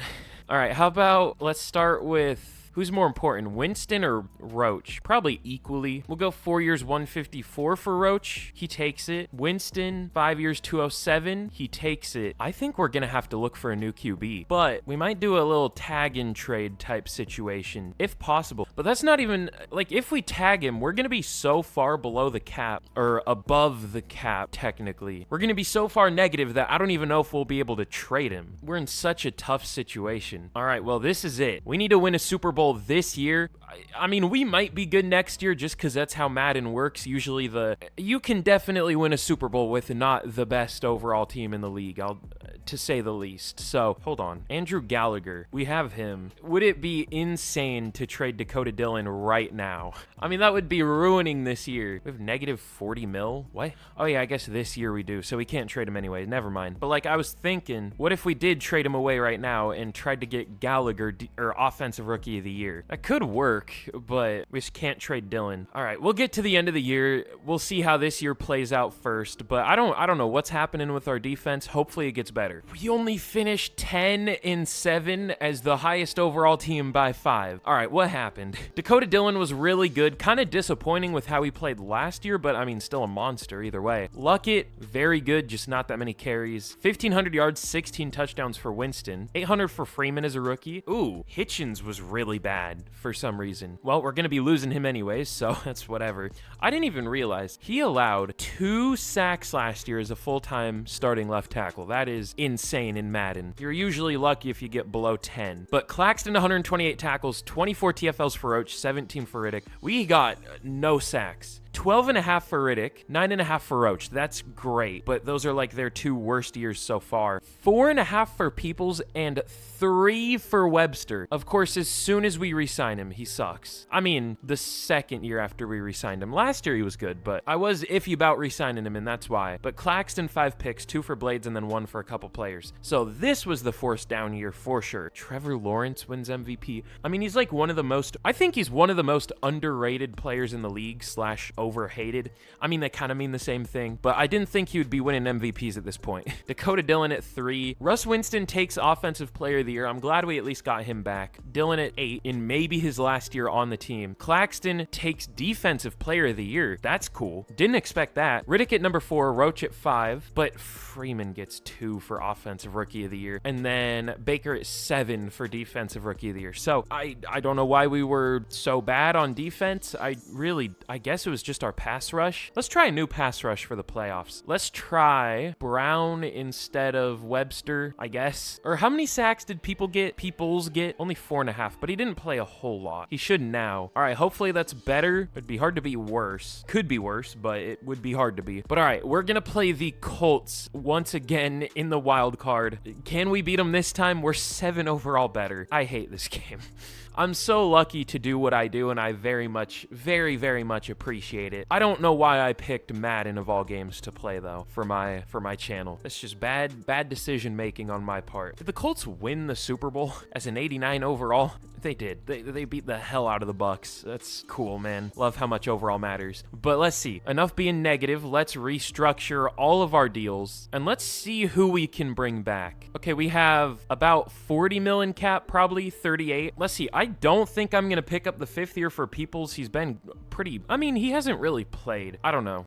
We're not really in the situation cap-wise to be able to pick up that 5th year, I don't think. Damn, there's still a lot of players here, though. Who do we want back the most? How's Morris done? I can't remember, really. I guess it's good if you don't notice. He allowed 8 sacks one year, but he also allowed 0 one year. This year he allowed 4. Let's see. I'll go player-friendly for Boyce because he's not that expensive. 4 years, 77. He takes it. And we can bring back Zach Morris. I'll go 4 years, 58. He takes that. Now we're gonna go way, way down in cap space. We're gonna be losing some players. Morgan, Hicks. You know, we're gonna need safety pretty desperately, but God, I'm gonna have to scroll so far back for Dakota Dillon, but we will tag him. I don't even want to know how expensive the tag is gonna be, but it's not gonna be fun. I mean, we can't tag and trade him. We're just gonna have to keep him, which is fine. Maybe we can afford him, but I don't know. At that point, we maybe should, because we have already kind of sacrificed the rest of the team to keep him. I mean, not really. We're just kind of losing these guys because of other deals we've made. I don't know. We'll see what we want to do. It's gonna be 73 mil. We go negative 66 in cap space. Awesome. Let's get to the draft. The practice squad signed a guy named Antonio Brown, a linebacker for the Bengals, the team in position that kind of made Antonio Brown insane. That's interesting. But all right, we only pick at 22 this year, and we have some needs. I don't know why I said only like it was worse than our pick last year. Whatever. Who cares? I don't really know what to draft this year. We need a pass rusher, but I don't know if that's something we can fix through the draft. We need a DB for sure. Ooh, George Melton. Okay, is this guy gonna be like the one corner I took who wasn't actually good? He looks good. He ran a 4.42 and a 4.36, but only solid speed, solid acceleration, solid agility. All right, whatever. There's a safety, Jose Latimer. I did focus scout a center though, Robert Austin. We do need linemen. We do not have a left tackle on the roster. I mean, we do, but he's a 65 overall or something. Yeah, so I think we should be picking a lineman here. I would prefer a tackle because, you know, usually if you move players around, they don't do as well on the offensive line, but I don't like picking tackles. They're never good. So I'll go Robert Austin, first round talent. I focus scouted 3 centers. He was the only good one, but we'll take him. Ranked 15, got him at 22. Hidden dev, sounds good. But this is actually a pretty important draft, so I'll show a few picks. Let's see, is the safety still here? No. Should I just go with Melton now? I might. Why not? Hopefully he's good. Ranked 18, got him at 54. Hidden dev, okay, cool. We'll have to see what we want to do at safety. We'll probably move one of our corners to safety. I just don't know which one. And then round 3, I might go with another lineman. We probably should. Let's see. I'll go Jason Burns. He looks fine. Super exciting pick, I know. Wow, almost perfect. Got him at 86. He's ranked 87. Sure. But okay, here is how we did in the draft. It was decent. Robert Austin, 77 overall, hidden dev. Really good player. He'll start somewhere. Probably, I don't know. We're going to have to do something weird with our O-line. I don't know who we're going to play at left tackle, but we'll figure something out. It won't be him, but we'll see who plays where. He might be right guard, just because that's the position that's my, I don't want to call it punishment position. That sounds weird, but like the lineman I trust the least usually goes at right guard, because that's the position that can do the least damage in pass pro. So he'll probably be right guard because he's like the lowest overall, but we'll see who we play at every other spot. But George Melton, again, I want to start him probably at corner because he's not like a great run defender or amazing in zone, but we'll probably move someone to safety, and then the rest of the draft was whatever. I don't know if this was that good of a class. I mean, maybe it was. We just didn't make great picks this year. These guys all had hidden dev, and the CPU actually did what I wanted. I wanted another lineman. I just couldn't find one that looked good, but apparently Brandon Elfman was good, or at least okay. He has really good strength. Okay, I see why he didn't look good. This is why A-pluses need to exist. 99 impact block. You would be able to look at film and tell, hey, this is a little bit different than just a regular A. This is different than like 86 impact block. This should be an A+, but A+'s don't exist. But he also has like 58 pass block. That's why I thought he was bad. So not gonna start, but that's interesting. But yeah, overall decent draft. Again, really looks like nothing compared to that class we had a few years ago. These have been like some of the best draft classes. Even this one is really good. Even though there were only 4 80+s, there's an 84 overall. But all right, let's get into year 9. Year 9? Year 8? I think it's year 9. Yeah, year 9. Second to last season, and we should be a lot better than we were last year. But okay, heading into the season, we're in kind of a weird spot. I mean, we're still, I would assume, the highest overall team in the league by a lot, but we did just lose a lot of players. We are probably about to lose a lot more, but at least for now, we're still insanely good, 95 overall. Oh yeah, this is what I did with the offensive line. I moved Jackson to left tackle. We'll see how that goes. I mean, he should be really good. He's a 95 overall. Only number 2 ranked for left tackles. That kind of surprises me, but we'll see if he actually allows less than like 15 sacks this year. We'll see. Oh yeah, and there's this random superstar dev receiver the CPU got. Or was this someone I picked? No, this was someone the CPU picked, I think. He's 90. What's with all the 99 rating? ratings, 99 spec catch. Like, in what way is that realistic? How many rookies are coming into the league in real life and they're already perfect at some things? Like, why is that a thing? But the defense is good. We didn't really lose a whole lot here. I moved Weldon to safety and we'll start Melton at corner. We'll see how that goes. But other than that, it's about the same. Just hopefully the pass rush is better last year. I feel like we couldn't have done well last year no matter what. So hopefully we're better this year. But all right, let's get to the midseason point and we'll see how we do. All right, we're 5-2 at the midseason. We're good. We should be better, but we're good. All right, Dylan, no picks thrown so far, but has been sacked 13 times. All right, who's responsible? Wow, big surprise. Our like highest overall lineman, the number 2 left tackle in the league. And James Morris isn't doing that well, but our 77 overall center, I guess now 79, has only allowed 1 sack, on pace for like 3. Our lowest overall linemen are doing the best, and our highest overall linemen are doing the worst. Other than McDowell, he's doing well. But we'll just have to hope that gets a little better. I mean, it's not terrible. It just doesn't really make sense who's doing good and bad. But yeah, we'll just have to hope that gets better. But for re-signings this year, we are once again absolutely cooked. We have 19 million cap, and we have to re-sign Dakota Dillon, Mike Luckett, Zay Jackson, Raheem Rich, Ricky Webster, Phil Hyde, Ramon Peoples, Philip Blades, Chauncey Weldon, Quan Elam, fun. I don't know if we can get any of these guys back. I mean, I guess Luckett would probably be my first pick, but he's not even interested, so I don't know if that's smart, but we need a running back. It's like the most important position in Madden for whatever reason. But I mean, we can't even do that now. We're going to have to restructure at the end of the year. All right, this year for sure is Super Bowl or bust. I thought last year would have been, but we were actually able to keep more players than I expected. This year, I mean, maybe, but this is like 200 mil per year worth in deals, and we have 19, so it's gonna be tough. But okay, we end up going only 11-6 with a 97 overall team. What is simulation in this game? We are the highest overall team by 6 overall. Is there a 90? By 5, I guess. The Giants are a 92. And the Bucks. That's weird. But we only go 11-6. We made the wild card as whatever. Y'all get the point. Dakota Dillon, 4,000 yards, 40 touchdowns, 6 picks, sacked 35 times. Mike Luckett, 1,300 yards on only 232 carries.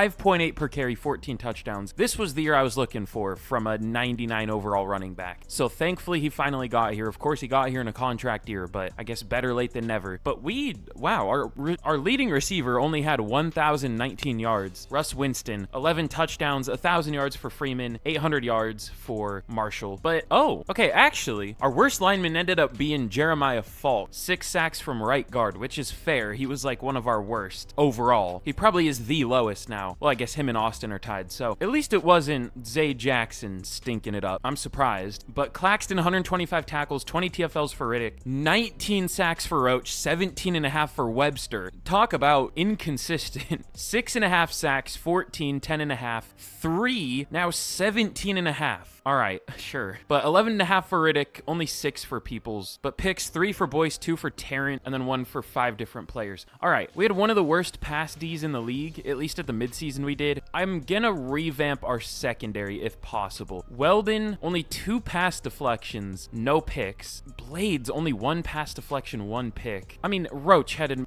as many pass breakups as him. Boyce did really well. Melton, not so much, but it was his, rookie year. I can excuse that. Blades kind of sucks. If possible, I think we're gonna trade him. Or he's due for a deal, right? I mean, he's never done that well. He's been like consistent, but consistently whatever. But MVP goes to... I don't even want to talk about it. Dakota Dillon at 5 for Offensive Player of the Year. Jamal Roach wins another Defensive Player of the Year with Webster at 2. Riddick at 5. How is this a bad pass D? We have, like, debatably the best pass rush of all time. It's up there. But Baker at number 9 for Offensive Rookie of the Year. I think he's a tight end I picked. And then Melton at 5 for Defensive Rookie of the Year. So I don't know how we lost 6 games with this team. I would bench Blades if we had another option, but we really don't. Like, we don't really have any depth at this point, at least at some positions. Let's see, I could bench Falk for Burns though for the playoffs. We'll try that, and then that's really it. I mean, we could try Melton on the outside and Vance is the number 3. I don't know about that though. I might rather just stick with Blades. I mean, Weldon was pretty miserable too, but he was actually decent at corner. I mean, not great though. This might just be like the playbook. Sometimes I'm iffy on the Bills playbook. This is the reason. It makes your secondary play like garbage, which is confusing. Anyways, still a lot of yapping. hoping this is going to be like a 3-hour-long video. Can we beat the Dolphins in the wild card? We are 9 overall better than them. I'm not going to force win this game. I kind of want to force win this game, though. Like, in what world should we lose this? I know we're going to, but we shouldn't. Never mind, we do win. Okay, good. We are 10 overall better than the Texans. 10. And they somehow had a better offense. They had the best, I love this game. So we were apparently the second best offense in the league with 28.5 points per game. They were apparently the best offense in the league with only 28.1. Excuse me? Madden doesn't even know math now, doesn't even know numbers. Also, the 28.5 isn't even right. We apparently had 28.6. So I guess we had the best offense in the league, but the Texans were close despite being 10 overall worse. Actually, 11 overall worse on offense. We have a 99 overall offense, which makes sense. I mean, this is like the best quarterback, running back, wide receiver duo of all time. 399 overalls. That's crazy. We're probably going to lose this game. I mean, we'll see. We win. Okay, good. Just got to be negative, and Madden will, for some reason, it feeds off negativity. If you're negative, you'll do better, I guess. I don't know. I don't think that's true, but wow, the Titans had the second worst offense in the league, apparently. I don't know if that's true, but that's what it says. But they had the third best defense, apparently. But we are 8 overall better than the Titans here. They only went 9-8. That's a scary record for the playoffs in Madden. Those are usually the teams that beat us. So we got to be negative again. They'll probably beat us here. Okay, good. We do beat them 28-14, and we are back in the Super Bowl, as it should be. I don't know how we weren't in the Super Bowl the last couple years. We are going to be taking on the Philadelphia Eagles, who are good. They're a 90. We just happen to be 7 overall better than them. Like, they maybe deserve to be here. Maybe the Giants, because they were a 92, but we're just that much better than anyone else. This team is insane. Damn, we're starting to get players that are so good they can't even be upgraded. Roach is a pure 99, has 2 upgrade points. But all right, we'll jump in. We'll watch this simulate once again. I hope we can beat the Eagles. They still have Jalen Hurts, Devontae Smith, but we'll see what happens here. So let's simulate this game out. Can we beat the Eagles? We do score first, making it 7-0. We're driving, and we do score again, making it 14-0. The Eagles do finally score. We can't let our foot off the gas, though. That looked weird. Okay, we're up 28-10 now. It looked like we scored while the ball stayed in the same spot on the field. We're up 35-24. We can't get too comfortable yet, but we do close it out, and we win our 3rd Super Bowl of the rebuild. Not quite a dynasty, but I mean, once you get to 3 in 5 years, I mean, that's pretty good. I don't know what defines a dynasty. You get into some pretty pretentious talks there once you start having those conversations, but I would say we're pretty close, if not there. But all right, one more year. Can we win 4? I mean, it's gonna be a tough final season. We have 2 mil in cap. How did it get worse? 2 mil in cap space. Isn't the cap supposed to expand? Like, how does it get worse? I don't know. That's weird. But all right, let's restructure everything, because I mean, why not? It's a final year anyways. No point in worrying about screwing ourselves over in the future when we have no future. This is it. So we only have 36 mil. Man, here's what I'm gonna do. I'm gonna go very, very, very player friendly for Mike Luckett. We cannot risk losing him because we will not have a running back for this final year if we don't get him back. I'm gonna go way beyond player friendly. We're gonna pay a running back 37 mil a year, which is ridiculous. Oh, we don't have the cap apparently. How about 35? He does take it. We probably would have been fine to, you know, just offer him neutral, but I did not, or not neutral, but we might have been fine to offer him just very player friendly, but we could not risk that at all. But let me see. I'll restructure him now. He's the only player we're going to be able to get back outside of Dylan. Although we do have 10 mil. We'll pick up the 5th year for Tarrant, I guess. Not that really does much for us. That doesn't really mean anything here. Let me see. We might be able to bring one more guy back, actually. Is there anyone we could release? I mean, there's Dante White. That would free up almost a mil. We're really having to pick through the scraps here to get cap space. Marquise Duval. This would save almost a mil. Dwayne Perry, 800K. Ernest Sloan, what a name. We'll free up almost a mil. Okay, so who do we want to bring back? Zay Jackson, not gonna happen, unfortunately, which is scary. Raheem Rich, also gonna lose him. Ricky Webster, I mean, he had his best year in a contract year last time. That happened again. I mean, I would maybe want Hyde. Could we do very player friendly? 5 years, 75. He does take it, and that's it. Let's restructure him. I'm gonna have to scroll all the way through because this is the most player unfriendly game of all time. time. 5 years, 5.5 mil for a 99 overall QB. We'll tag him 73 mil. But all right, we're gonna have some work to do in this final year. But it is possible to win a Super Bowl. It's always the years, not always, but a lot of the time, it's the years where you go way under the cap, you lose a bunch of players. Those are a good amount of time, the years you win a Super Bowl for some reason in Madden. But all right, I guess we'll play James Morris at 6'1" at left tackle. I mean, realism doesn't really matter in this rebuild. That's fine. And then we have a starting O-line now. I don't feel amazing about most of it, but at least we have 5. I feel like the defense is what we should worry more about. Oh yeah, we lost both edge rushers.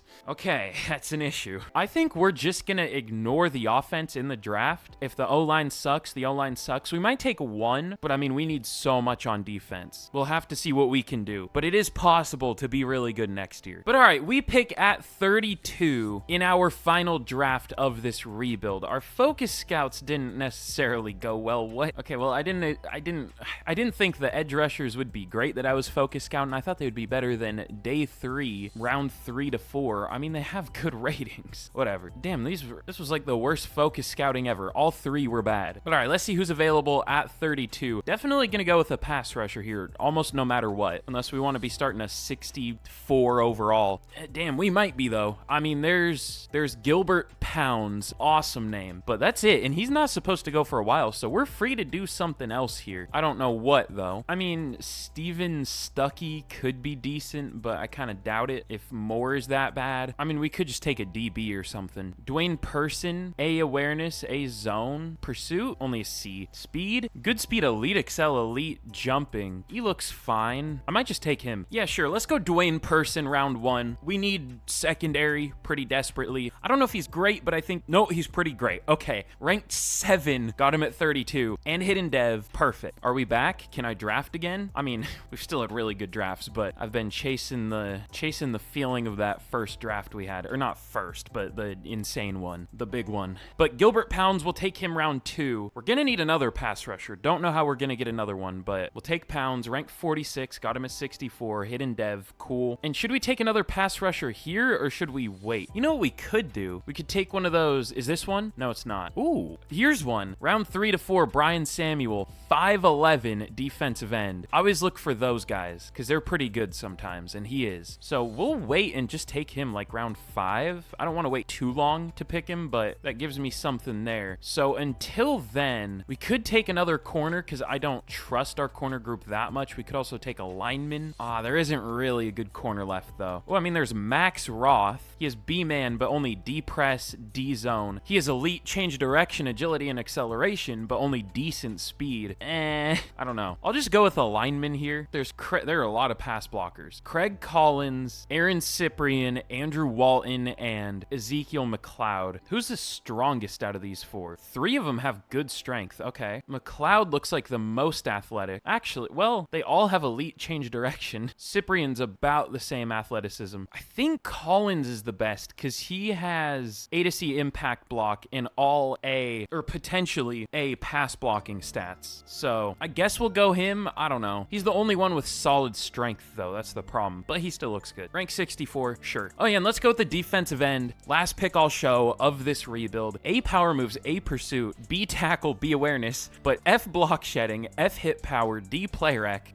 These guys are always so weird. I don't know what they're supposed to be, but rank 106, got him at 128. Does have hidden dev. Okay, good. We might have an okay pass rush this year. I mean, at the very least, we have the defensive tackles, but I mean, keep in mind, we're not going to be able to sign UDFAs. We have like negative 70 mil in cap. So if someone's going to be on the team, we need to draft them. But okay, here is how we did in the draft. It was decent. Dwayne Person, 79 overall. I don't know why we're getting so many players with the last name Person, but 83 zone, 94 excel, 89 speed. He'll start, I guess? I don't know. We'll see what we want to do with our secondary. And then Gilbert Pounds, he's decent. He'll start because he has to. I guess same with Brian Samuel. And then Craig Collins might unfortunately end up as a starter by the end of the year just because, you know, someone's going to underperform on this O-line. I made every pick here just to fill out depth. This guy sucks. Scott Myers. He was ranked like 392 or something, but at least he has hidden dev. I never saw it. Marco Hobson was Mr. Irrelevant. Does he have hidden? No, it's normal. Okay. If you make the final pick in the draft, it doesn't even show you how good they were. It just skips to a loading screen. It's weird, but pretty good final draft. Not the best, but good at least. It was a good draft class, it looks like. The weakest in a while, but still pretty good. But all right, let's get into year 10, the final year. But all right, here is a look at the team heading into the final year. A lot worse than last year, but I would still guess is probably the highest overall team in the league still. We have a 97 offense, but only an 87 overall defense.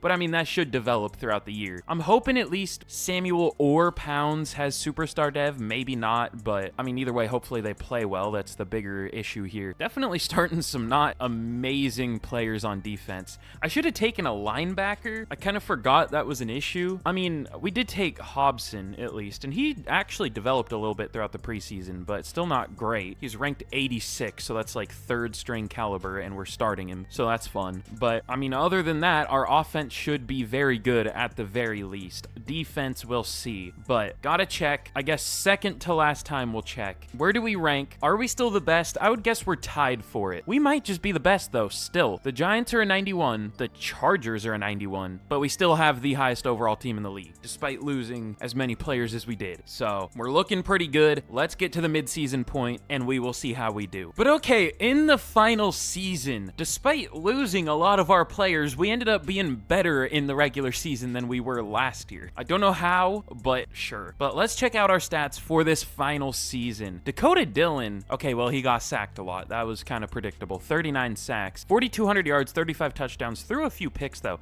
Definitely his worst year in a while, but still good. It was pretty good for Madden. This would be really good for real life, but pretty good for Madden. But Mike Luckett, 1,200 yards, 6.2 per carry, 15 touchdowns. I wish we leaned more into the run game. I mean, I know that's what happens with our playbook. We just don't pass that much, but damn, even Logan Rollins, this is just a receiver I moved to running back. He had 4.3 yards per carry. I don't know if I've ever had a number 2 running back actually produce decently well. That's crazy. But Russ Winston, 1,300 yards, 16 touchdowns. Not that many receiving yards. Our offense, it was good overall, but it looks like mostly just because of the run game. But the blocking, okay, Jason Burns was awful. Grant McDowell wasn't great. Morris was whatever. Austin was whatever.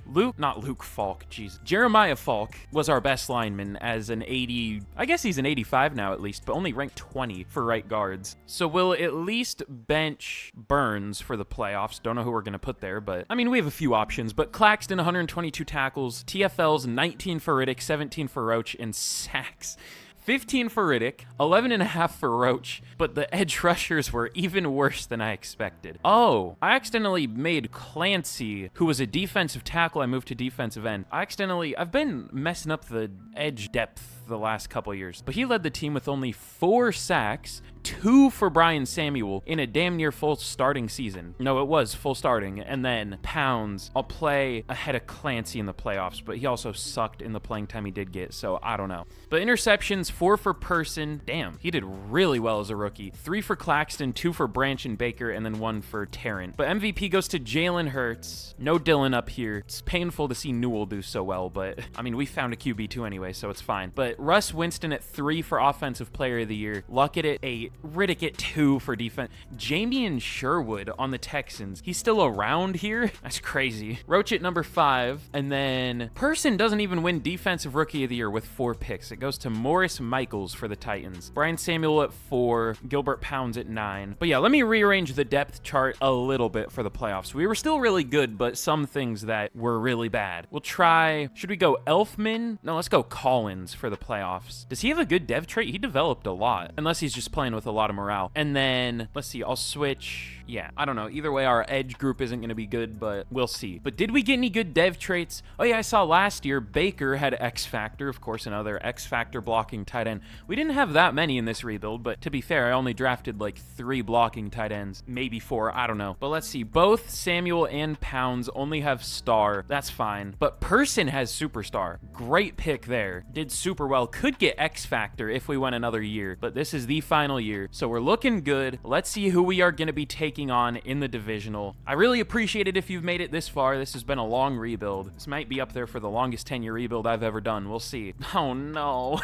We're going to be taking on the 9-8 Las Vegas Raiders, the away team in the divisional. We are losing this game. It's all the things that should lead to a loss. It's a bad team in real life, the worst overall team, worst record. They're away, but they're gonna beat us here. But one final look, it looks like we are the highest overall team in the league by 3 still, despite all our losses. But can we beat the Raiders? They weren't even good in the regular season. Please. I love this game.